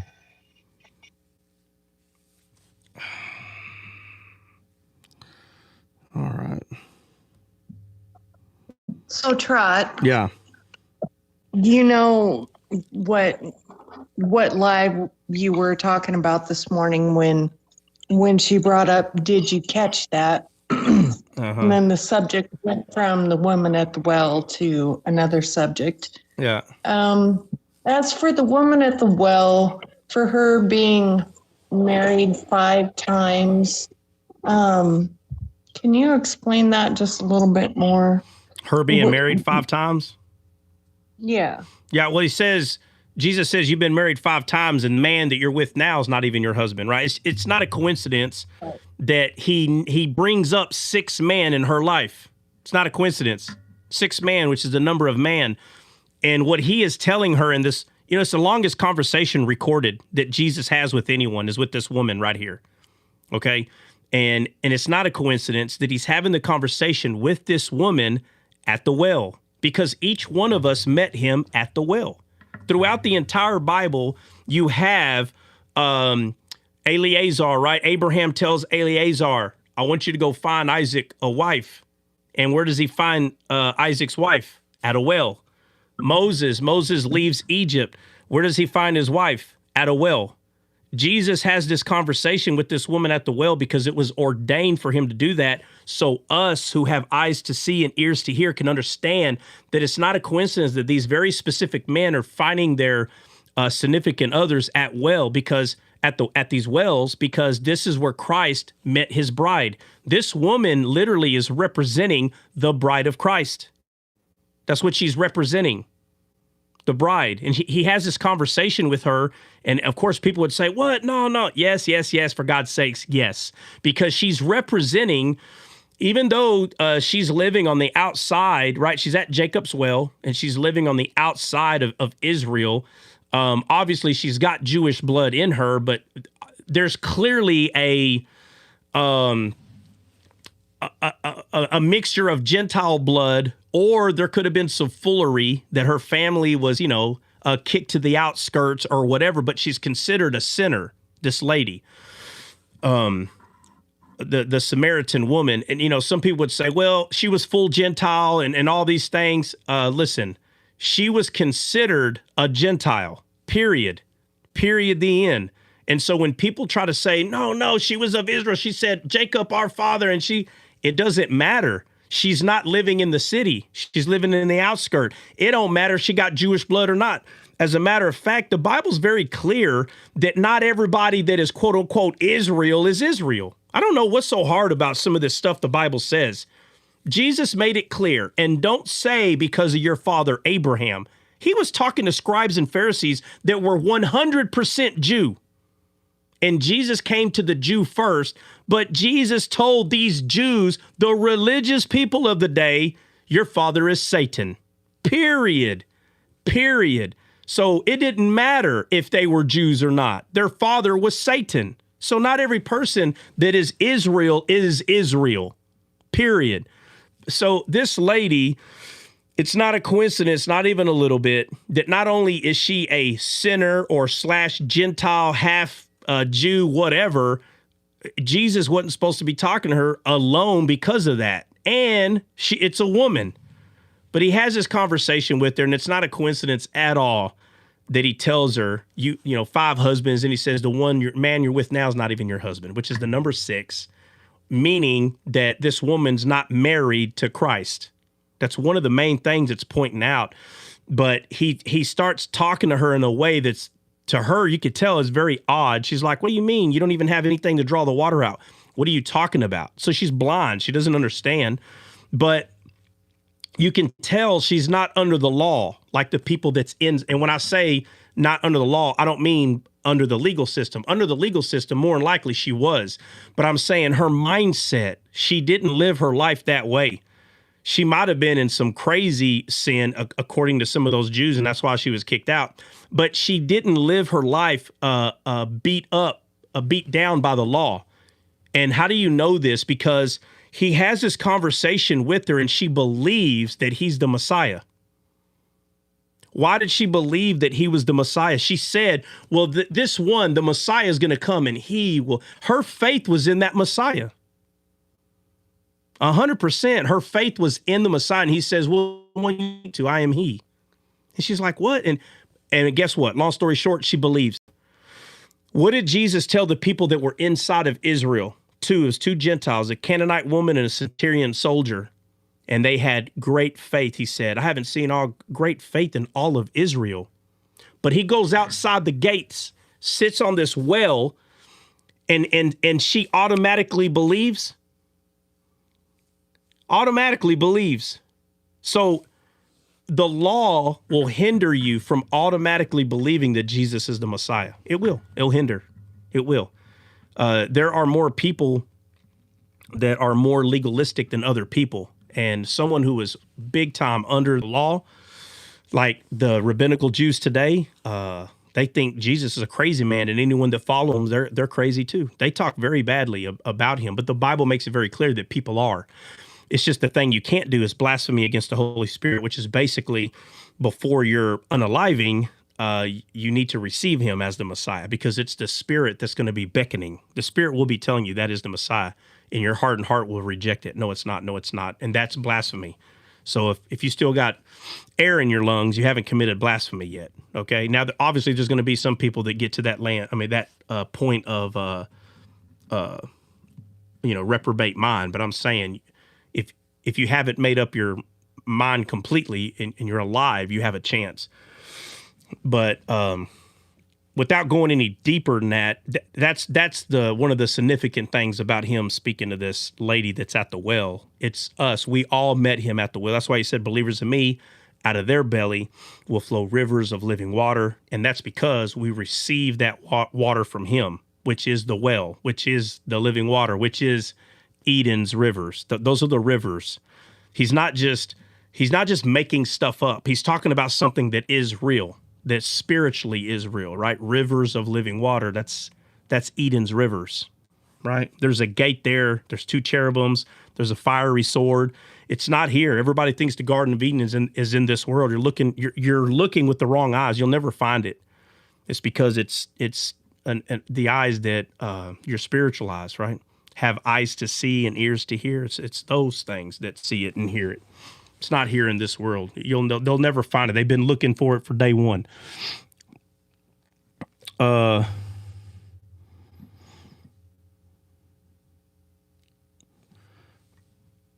right. Let me see. All right, guys. Anybody got anything else? Because we got to go. It's already 8:30, man. I think I kind of Bermuda Triangle.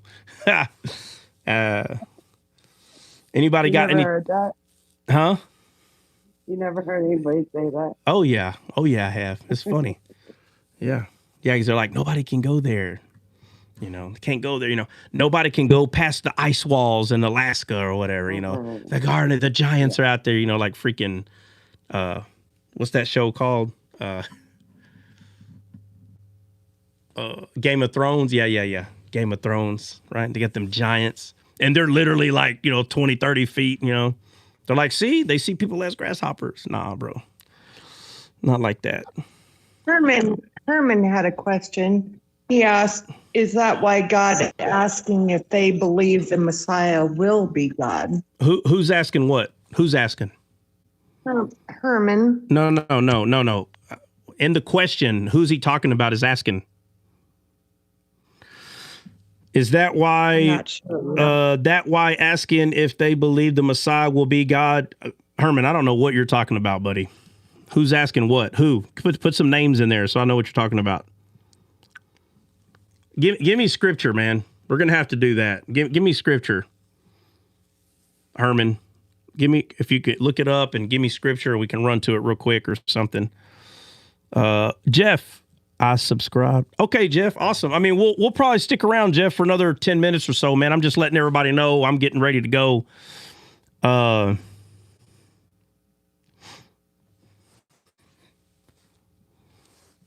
What sin Herman asked, are you? do the Jews believe the Messiah will be God? Do Jews believe the Messiah? Yeah, some of them do. He's talking about rabbinical Jews, I'm assuming, of today.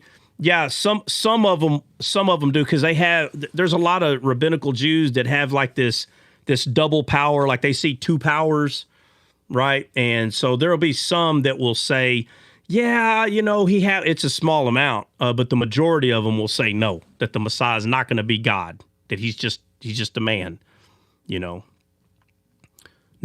okay, Herman, we can only get your question wrong once or twice, man. After that, you either come up or we can't. Yeah, Herman, you're going to have to come up, man. This is what I'm talking about, guys. You see how we keep assuming what he's saying? And he's like, no, that's not what I mean. Herman, you got to come up. I can't keep just guessing. I'll be here all night. Okay, well, hurry up. Come on up.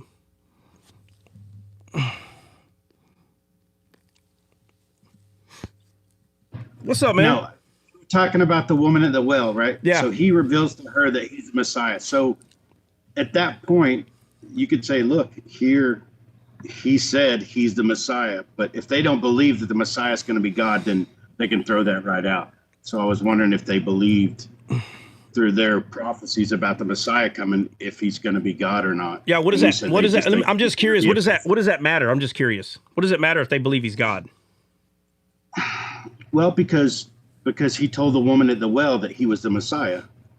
No, I know. I'm saying, what does it matter if I'm saying though, regarding Jews. If they believed that the Messiah was going to be God, here's a place where Jesus said, "I'm God." No, that's not what I mean. That's not what I mean. I mean, does it matter if someone believes he's God or not? That's what I'm asking. Yeah, it definitely matters if you believe Jesus is God. For salvation? I would think so. If you don't believe God came to the cross and paid for your sin. Yeah.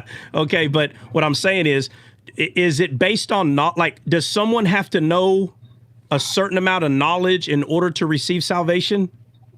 No, I mean, right. Right. The Father has to draw you. I mean, right. So he's the only one that can change the heart. Right. So there are people that's going to believe their sins were paid for by Jesus, the Messiah, but they're not going to be sure if he's God or not, though, bro. Right. So what it is we learn more and we hold everybody accountable to what we have learned. That's not fair. That's not fair. No, I just mean if you don't know who Christ is, he's the Messiah. You don't know who you are in him. Right, but if he's the Messiah, you don't know who you are. Right, but again, no, you've learned more. But if a person knows that he is the Messiah that the Bible speaks of, and they believe in that Messiah, the death, burial, and resurrection, they're saved. So what you're doing is you're saying, well, that could only be God. There's going to be people that's not there yet, but they're going to believe that he's the Messiah. So what was promised to come, and to make it real clear, was the Messiah was going to come. That is what's promised to come. Right. But what we have done is we understand that is God. We understand that. But it wasn't overnight for everybody. That's not true. There are people today that it's hard for them to believe that is God, because when they read, they're just not there yet. And so what we say is, oh, well, if you don't know that's God, well, then you're no, salvation's easy. Salvation's easy. That's why he came with the title Son of God. That's the reason, Son of God, because the truth is Jesus never said he was God. I mean, he went to the cross because they thought it said it. Yeah, but they never understood that he was saying he was. Yeah, but he never said he was. He never said he was, Herman. I'm talking about in English. Herman, in English. I see what you're saying. So in the Bible, right, today, 2000. You have to seek it out. Right? Yeah, right. But just hear me out. So in 2025, when a person that has never read the Bible, when they read this, do they hear Jesus say that he's God? Herman? No, because he doesn't say it. Now, the Jewish people, the religious people knew that that's what he was saying. That's not the argument. We know that they knew, oh man, what the heck's wrong with this dude? We know that. Again, we have learned that. We learned that. But if someone picks up the Bible today, I'm telling you, and you say, okay, show me, right? You go to someone that's never read the Bible, say, here, I want you to read this, show me where God says, or where Jesus says he's God. 99% of the time, they're like, I don't see it. That's what they're going to say. But just because we know that he was telling the Jews to their face who he was, but they wouldn't believe him, that's the truth. But I'm saying today in 2025, if you give a Bible to someone and you go, hey, Jesus is God, they're like, what? He doesn't say that. What does it take for someone to really understand that Jesus is God? What does it really take? A lot of hours of studying, right? Herman? Yeah, or the Lord just reveals it to you. I mean, I think the only way, the only way he can reveal it to you is seed time and harvest, right? It's not the Matrix, right? So no man gets to get revelation from God different than another man. If you do not put the time and the effort in this Bible, he's not going to give it to you. He doesn't play favorites, right? So of course he reveals it. Oh yeah, he reveals it through the word. He doesn't reveal it because you became saved, you don't have a Bible, and you just go by yourself sitting and you have no word to mutter over. So the disciples were able, because at age 5, they pretty much memorized, the first 5 books of the Bible. So if you have pretty much the first 5 books of the Bible memorized, can't you regurgitate that over and over, no matter where you are? So we say we say things like, well, they didn't have Bibles back then. They didn't, but they had a lot of it memorized. And the Bible says to do what both day and night? What does it say? Anybody? Meditate on the word. Right. Meditate on the word. And they could do that. They had the majority of the first 5 books memorized. So they had a lot of stuff to meditate over. So today we have actual Bibles, right? And people are not truly meditating. A lot of them are not. But for us who are meditating, and we go study the Greek and we go study the Hebrew, we know 100%, oh, he was telling him he was God, bro. But it took a lot of studying. God didn't just say, you're special. You don't have to read the Bible. I told him I was God. That's a lie. That does not happen. That is a complete lie. We have to study the word. We have to meditate over what is being said. So all those years, for most of us, that it took for us to finally see, oh, wait a minute, bro. He was telling them he was God. Understood. But for someone today, 2025, right? And they're like, man, not one time did he say, in the English today, he never said, I am God. He didn't come out and clearly say it. Now, when we study it, we know what type of language Jesus is using. So in the Hebrew, we do see him pretty much say that he is God. Okay, but what I'm saying is, for the majority, in the high 90 percentile, he doesn't just say, I am God. No, he doesn't. He doesn't say that. So what do we do with that? What do we do with that? Like, obviously, we would say, bro, how do you not know that's God? Only God could do these things, clearly. Okay, but I'm telling you, there are people, they're so babies. It's just not fair if we hold them to the standard. And they're like, no, God would tell them. God is trying to tell them. He's trying. But if people are lazy and they don't go pick up the Bible, then what's going to happen is they're just going to be a convert, right? They're not going to be a disciple. They're not going to be able to make disciples, because only a disciple can make disciples. A convert can't do that. But that doesn't mean that converts are not saved. Absolutely not. Salvation is easy. And we are supposed to believe on the death, burial, and resurrection. The Bible makes it clear that if you don't believe in the death, burial, and resurrection, you're Antichrist, period. You're not saved. That's the standard. Is the death, burial, and resurrection true? Yes, it is. Okay, is Jesus God? I don't know. Oh, well, you're not going to heaven. It's just not true. Do you believe that this man was the Son of God? He was the Messiah. And again, oh, I'm sorry, Herman, what? No, I was just saying, when you said it like that, it sounds stupid when you say, oh, if you don't know he's God, then you're not going to have salvation. But did you believe he lived, died for your sins? Yeah, but again, I'm with you. I'm 100% like, someone's, especially these people that, bro, they say they've been reading the Bible for 10 or 15 years and they go, no, Jesus was not God. Now, again, you're like, hold on, you've been studying the Bible for how long? Well, it's been about 15 years, 20 years or whatever. And you're like, and you don't, How in the heck do you not know that's God? I'm with you. I'm 100% with you. Fine. We could say, man, I'm not sure if you're saved or not. I get it. I 100% get that. But I always go to the death, burial, and resurrection. If they go, no, the death, burial, he was the Messiah. He took on sin. And okay, it's hard for me to say you're not saved. Okay. Unless they're trolling. If they're trolling, that's between them and God. Right. But more than likely they're saved because salvation is easy. God made that part easy. Now, we don't have to learn more, but we get to. And it's real hard for me to believe that someone would not want to learn more. That's just hard. It's real hard for me to believe that, man. But there's just people that just think different in this world. And it's real easy to question whether someone is saved. But I've finally seen it, that it's the death, burial, and resurrection. That right there, if anyone was to believe on that their sins would be paid for. Why? Because they believe that God can resurrect them from the dead, just like he was resurrected from the dead. And that would be them being born again. And, I'm with you 100%. I don't care if someone tells me they've been reading the Bible 3, 4, maybe 5 years. If they cannot see that he's God, it does trip me out. I'm not going to lie. I'm like, what? He was God. I know, but it doesn't say it. And I always go, you're right. It doesn't say it. Okay, fine. It doesn't say it. Because when you tell them to go to the Greek and the Hebrew, they're like, man, I don't got to do that. I just read this right here. Okay, I read this. And I back off because we're the ones that's supposed to know better. All that's going to do is we're going to get in an argument with them. And we're not supposed to become a stumbling block.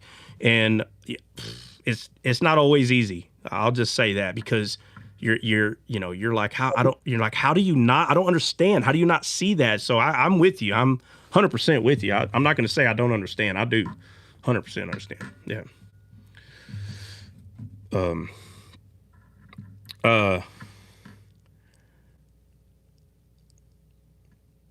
Oh, but to go back to what you were saying, Herman, when you were like, hey, do they believe he's God? There are some rabbinical Jews that will say, yeah, we believe he is going to be God. It's a very small amount that will say that, and the rest of the rabbinical Jews make fun of them.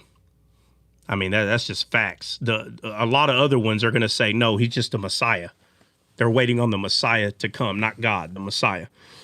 And then they have two, right? You have Ben Joseph and Ben David, and they're supposed to be, they see them different, and then, they just they start breaking it down into like sections, kind of, that it's not, they'll say that Jesus like was a prophet or was a Messiah, but he's not the Messiah. That's what a lot of them will say. And I've heard that for almost 15 years now. Yeah. He was a Messiah, but he wasn't the. Is that because of the belief of like he was going to like have an earthly kingdom and he was going to feed them from physically. Yep. Physically. Like he's going to be the physical king. He's going to do these things and, Because they don't see that everything happens in spirit first. Like it's a spirit. Yeah. So if you say that, right? If you say, well, God, spiritually, then they're going to call you what do they call you, Nina, or us? A mystic. Mystic. Mystic. Yeah. You're a mystic. Yeah. You're a mystic. And they're going to say, can I borrow your spiritual glasses? That's what they'll say. but you just. I prefer mystic over heretic. For those. You have to ask God for those spiritual glasses. Yeah, you got to get spiritual glasses from God. I mean, I'd like to give you mine, but I need them. I don't know. It's just, But I try my hardest not to argue with them because again, you're gonna be a stumbling block, and sometimes you can't help it. You just can't. I don't care. There's gonna be some that are that you just know. Nope. This one right here needs to hear this, and so you give them the business. You know how you know. Like if you pay attention to me, there's a very small amount of people that I give the business to. And it's because I know I have to say what I have to say. But if I say it to someone that's arguing with everybody, they're not just giving me the business they give everybody the business. They argue with everybody. But if you pay real close attention to people, it's like, I don't like that person, all you have to do is ask yourself, you argue with everybody. So of course you don't like Trot. Of course you don't like that person. You argue with everybody. But if you come look at me on who's saying, well, I don't like Trot, it's a very, very small amount of people that I say, man, I don't like it, but I got to tell them.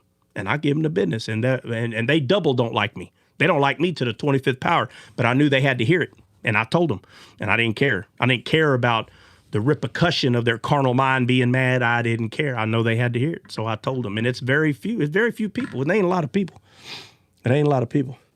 Plant those seeds. Yeah, well, they have, their heart has to be willing to take it. And sometimes it's not a seed. It's literally me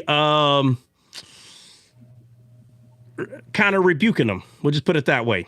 Right. So it's not a seed at all. It's me literally kicking them in the throat because they need it.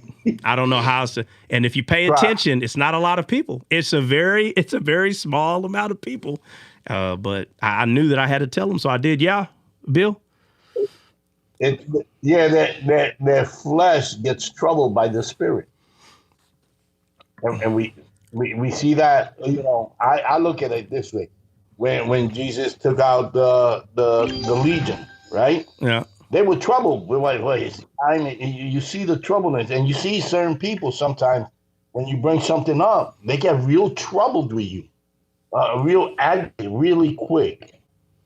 Yeah. And I that's the spirit hitting them in the flesh. Yeah, and I mean, that's definitely true though.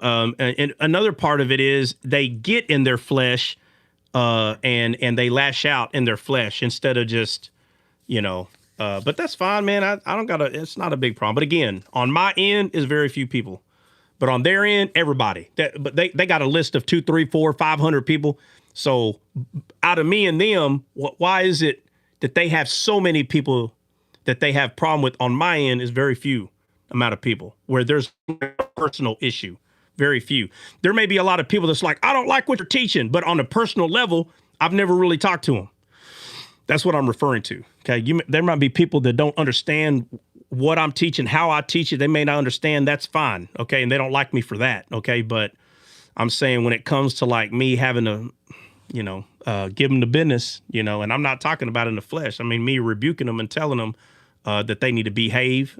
I've used those words and people get real mad. Like, I'm not a little kid. Like, bro, you're acting like a little kid, man. I don't know what else to tell you. You act like a little kid, you're going to get treated like a little kid. But, it's not me trying to be mean. I don't think anyone's told them. There's no way. Do you have any friends? I've said this. Hey, do you have any friends? I got more friends than you. And no, they're not friends. Absolutely not. If you had a friend, they would have done told you act like a kid. Bro, if you had a friend, you got a friend in me. I'll tell you what, I'll be your friend real quick. Like Christian, I treat him like he's got to be treated every day. Oh, Christian's in here. Oh, my bad, Christian. My bad, bro. Hey, make sure slow belly Trot. This take a lot of abuse. This does take a lot of abuse. But he's still here. So. Chris is okay, man. I'll tell you what, though. When I first started messing with him, bro, he really used to get mad, though. He used to get so mad at me. Now he's just like, hey, whatever, man. Shut up. Pray for patience at some point. I don't know of a person who didn't. Maybe Flip. What? Hulk. Maybe. Oh, no. What? Flip always didn't get upset at first. Come on, bro. No, I don't think Hulk used to kind of get it was him and his eating. Yeah, he'd come in here. That's true. And one time I timed him. I timed him. No one knew. And I said, how long is it gonna take him to eat this, whatever? And I said, Hulk, I gotta know. I have to know. There is no way. I said, it's been 40 minutes. How are you still eating, bro? I said, I can eat a 16-ounce steak, mashed potato, green beans in 5-10 minutes. I'm done. How is it 40 minutes? He goes, bro, I don't think you understand how big my burritos are. I'm like, what? He's like, my burritos, man, I make real big burritos. And so it was a 3-pound brisket. It's huge. His food is huge, bro, his quantity. And I thought he was like a glutton. I'm like, bro, how is this dude still? And I met him in person and I watched him. That dude can throw down, bro. And so his daughter was with him. And I said, hey, he eats like that all the time, bro. Her eyes get this big. She's like, yes. I'm like, yeah. I get it. I thought he was trolling. I thought he was just up there trolling, bro. I was like, there's no way this dude's still eating.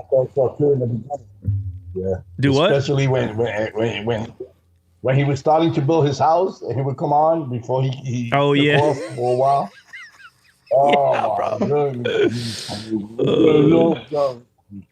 Yeah. So, you know, and not everybody could eat that fast. You know, I came on here and nobody, and I didn't let nothing bother me, you know?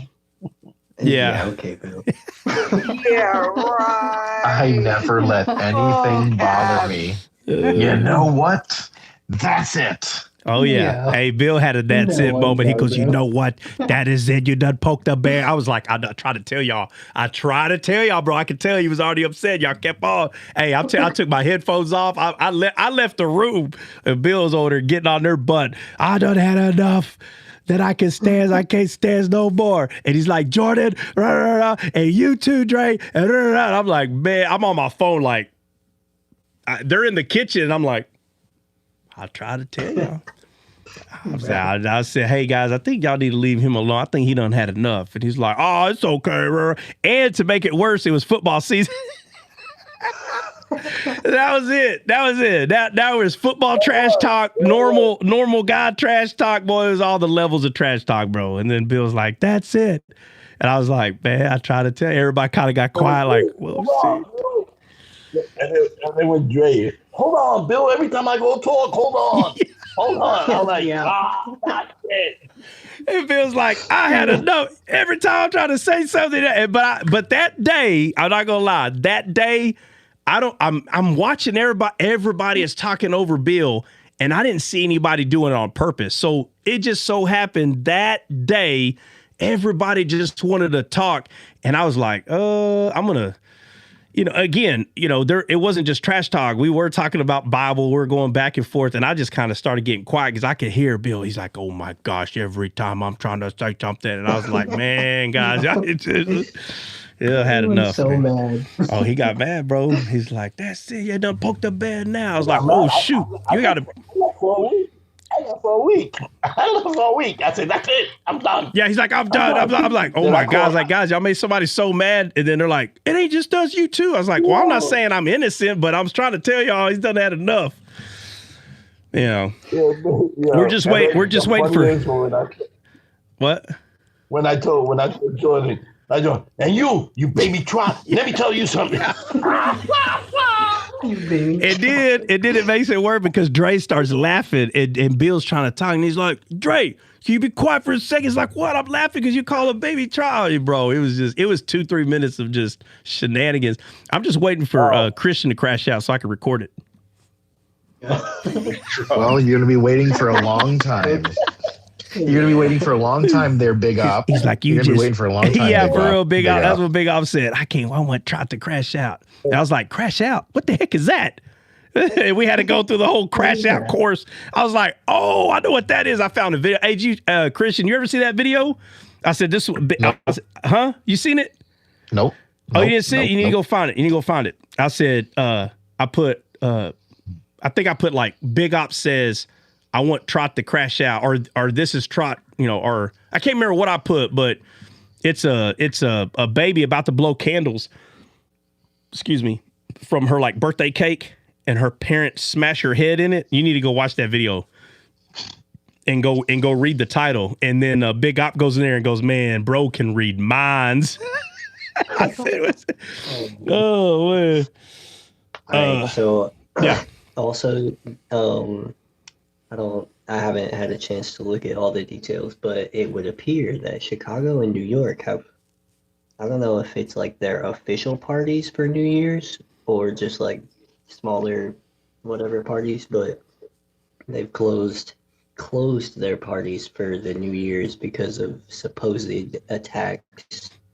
Terror. Yeah. You're talking about the dropping the ball on in Times Square. Yeah. Yep. Man. Yeah. I got most of my NYPD. Yeah, they're okay. Christian, every year, the ball drops in New York, right? Because of New Year's, where they're shutting all that down because of certain groups that are saying they're going to, cause conflict and harm. Okay, just don't. Oh my gosh! Don't say certain words. I don't want. But I didn't hear that. That's the first time I heard it. But I believe it. I believe that's where we're at. That's where we're at, man. So, and it's crazy because I was born and raised. Yeah, I never went to one. Oh man, never. It's a madhouse. Yeah, You missed out. I bet it is a madhouse, though. Let me tell you, you're on top of everybody. You don't know the shenanigans that go there. Oh man, yeah, you're probably right. You're probably right. It'd probably be better to like rent one of those rooms on like the 25th floor and watch it from the window, maybe. Yeah, did that, but from a distance. Yeah. All right, guys, we're done, man. I was supposed to get off at 8:30. It's 9. I'm not gonna get in trouble, thank God, but there was a possibility. But we're gonna go ahead and hop off, and yeah, we'll just leave it at that. So, do what? Let's go LSU. What I happened? just thank you for staying and answering that question. Oh no, you're good, man. You're good. Like I said, descaled usually don't come up on the weekends, but every once in a while it's possible, and I'm able to do it because I hardly ever do it. You know what I mean? So, I don't know really what that means. Hold on, guys. What wax do you use? Oh, I don't use any wax on my beard or anything. I pretty much, okay, just to be clear, who is it that said that? Saul, just to be clear, like it naturally, I'm not even kidding. You can ask my wife, my hair right here naturally curves up. It's not all like, it doesn't all stick together perfectly, but it flares up right there. And so what I do is I just kind of, I don't know, squeeze it, and then they kind of just stick together, but they're already going up. Like they already want to, spirit fingers up there. So yeah, but I don't have to put wax or anything on it. And honestly, I really don't want to. Death grip. You're lucky. Yeah. No, there's a grip. There's another grip called Man Cave or Bourbon Man or something like that, and I heard that was a good one, but I don't have to. Are you single? Man, get out of here with that crap. All right, guys. Are you single? That's Shai or something. No offense, but no, I'm not. That's what I'm saying. Get out of here. I'm not trying to be rude. All right, guys, that's it. We will see y'all Monday morning. God bless.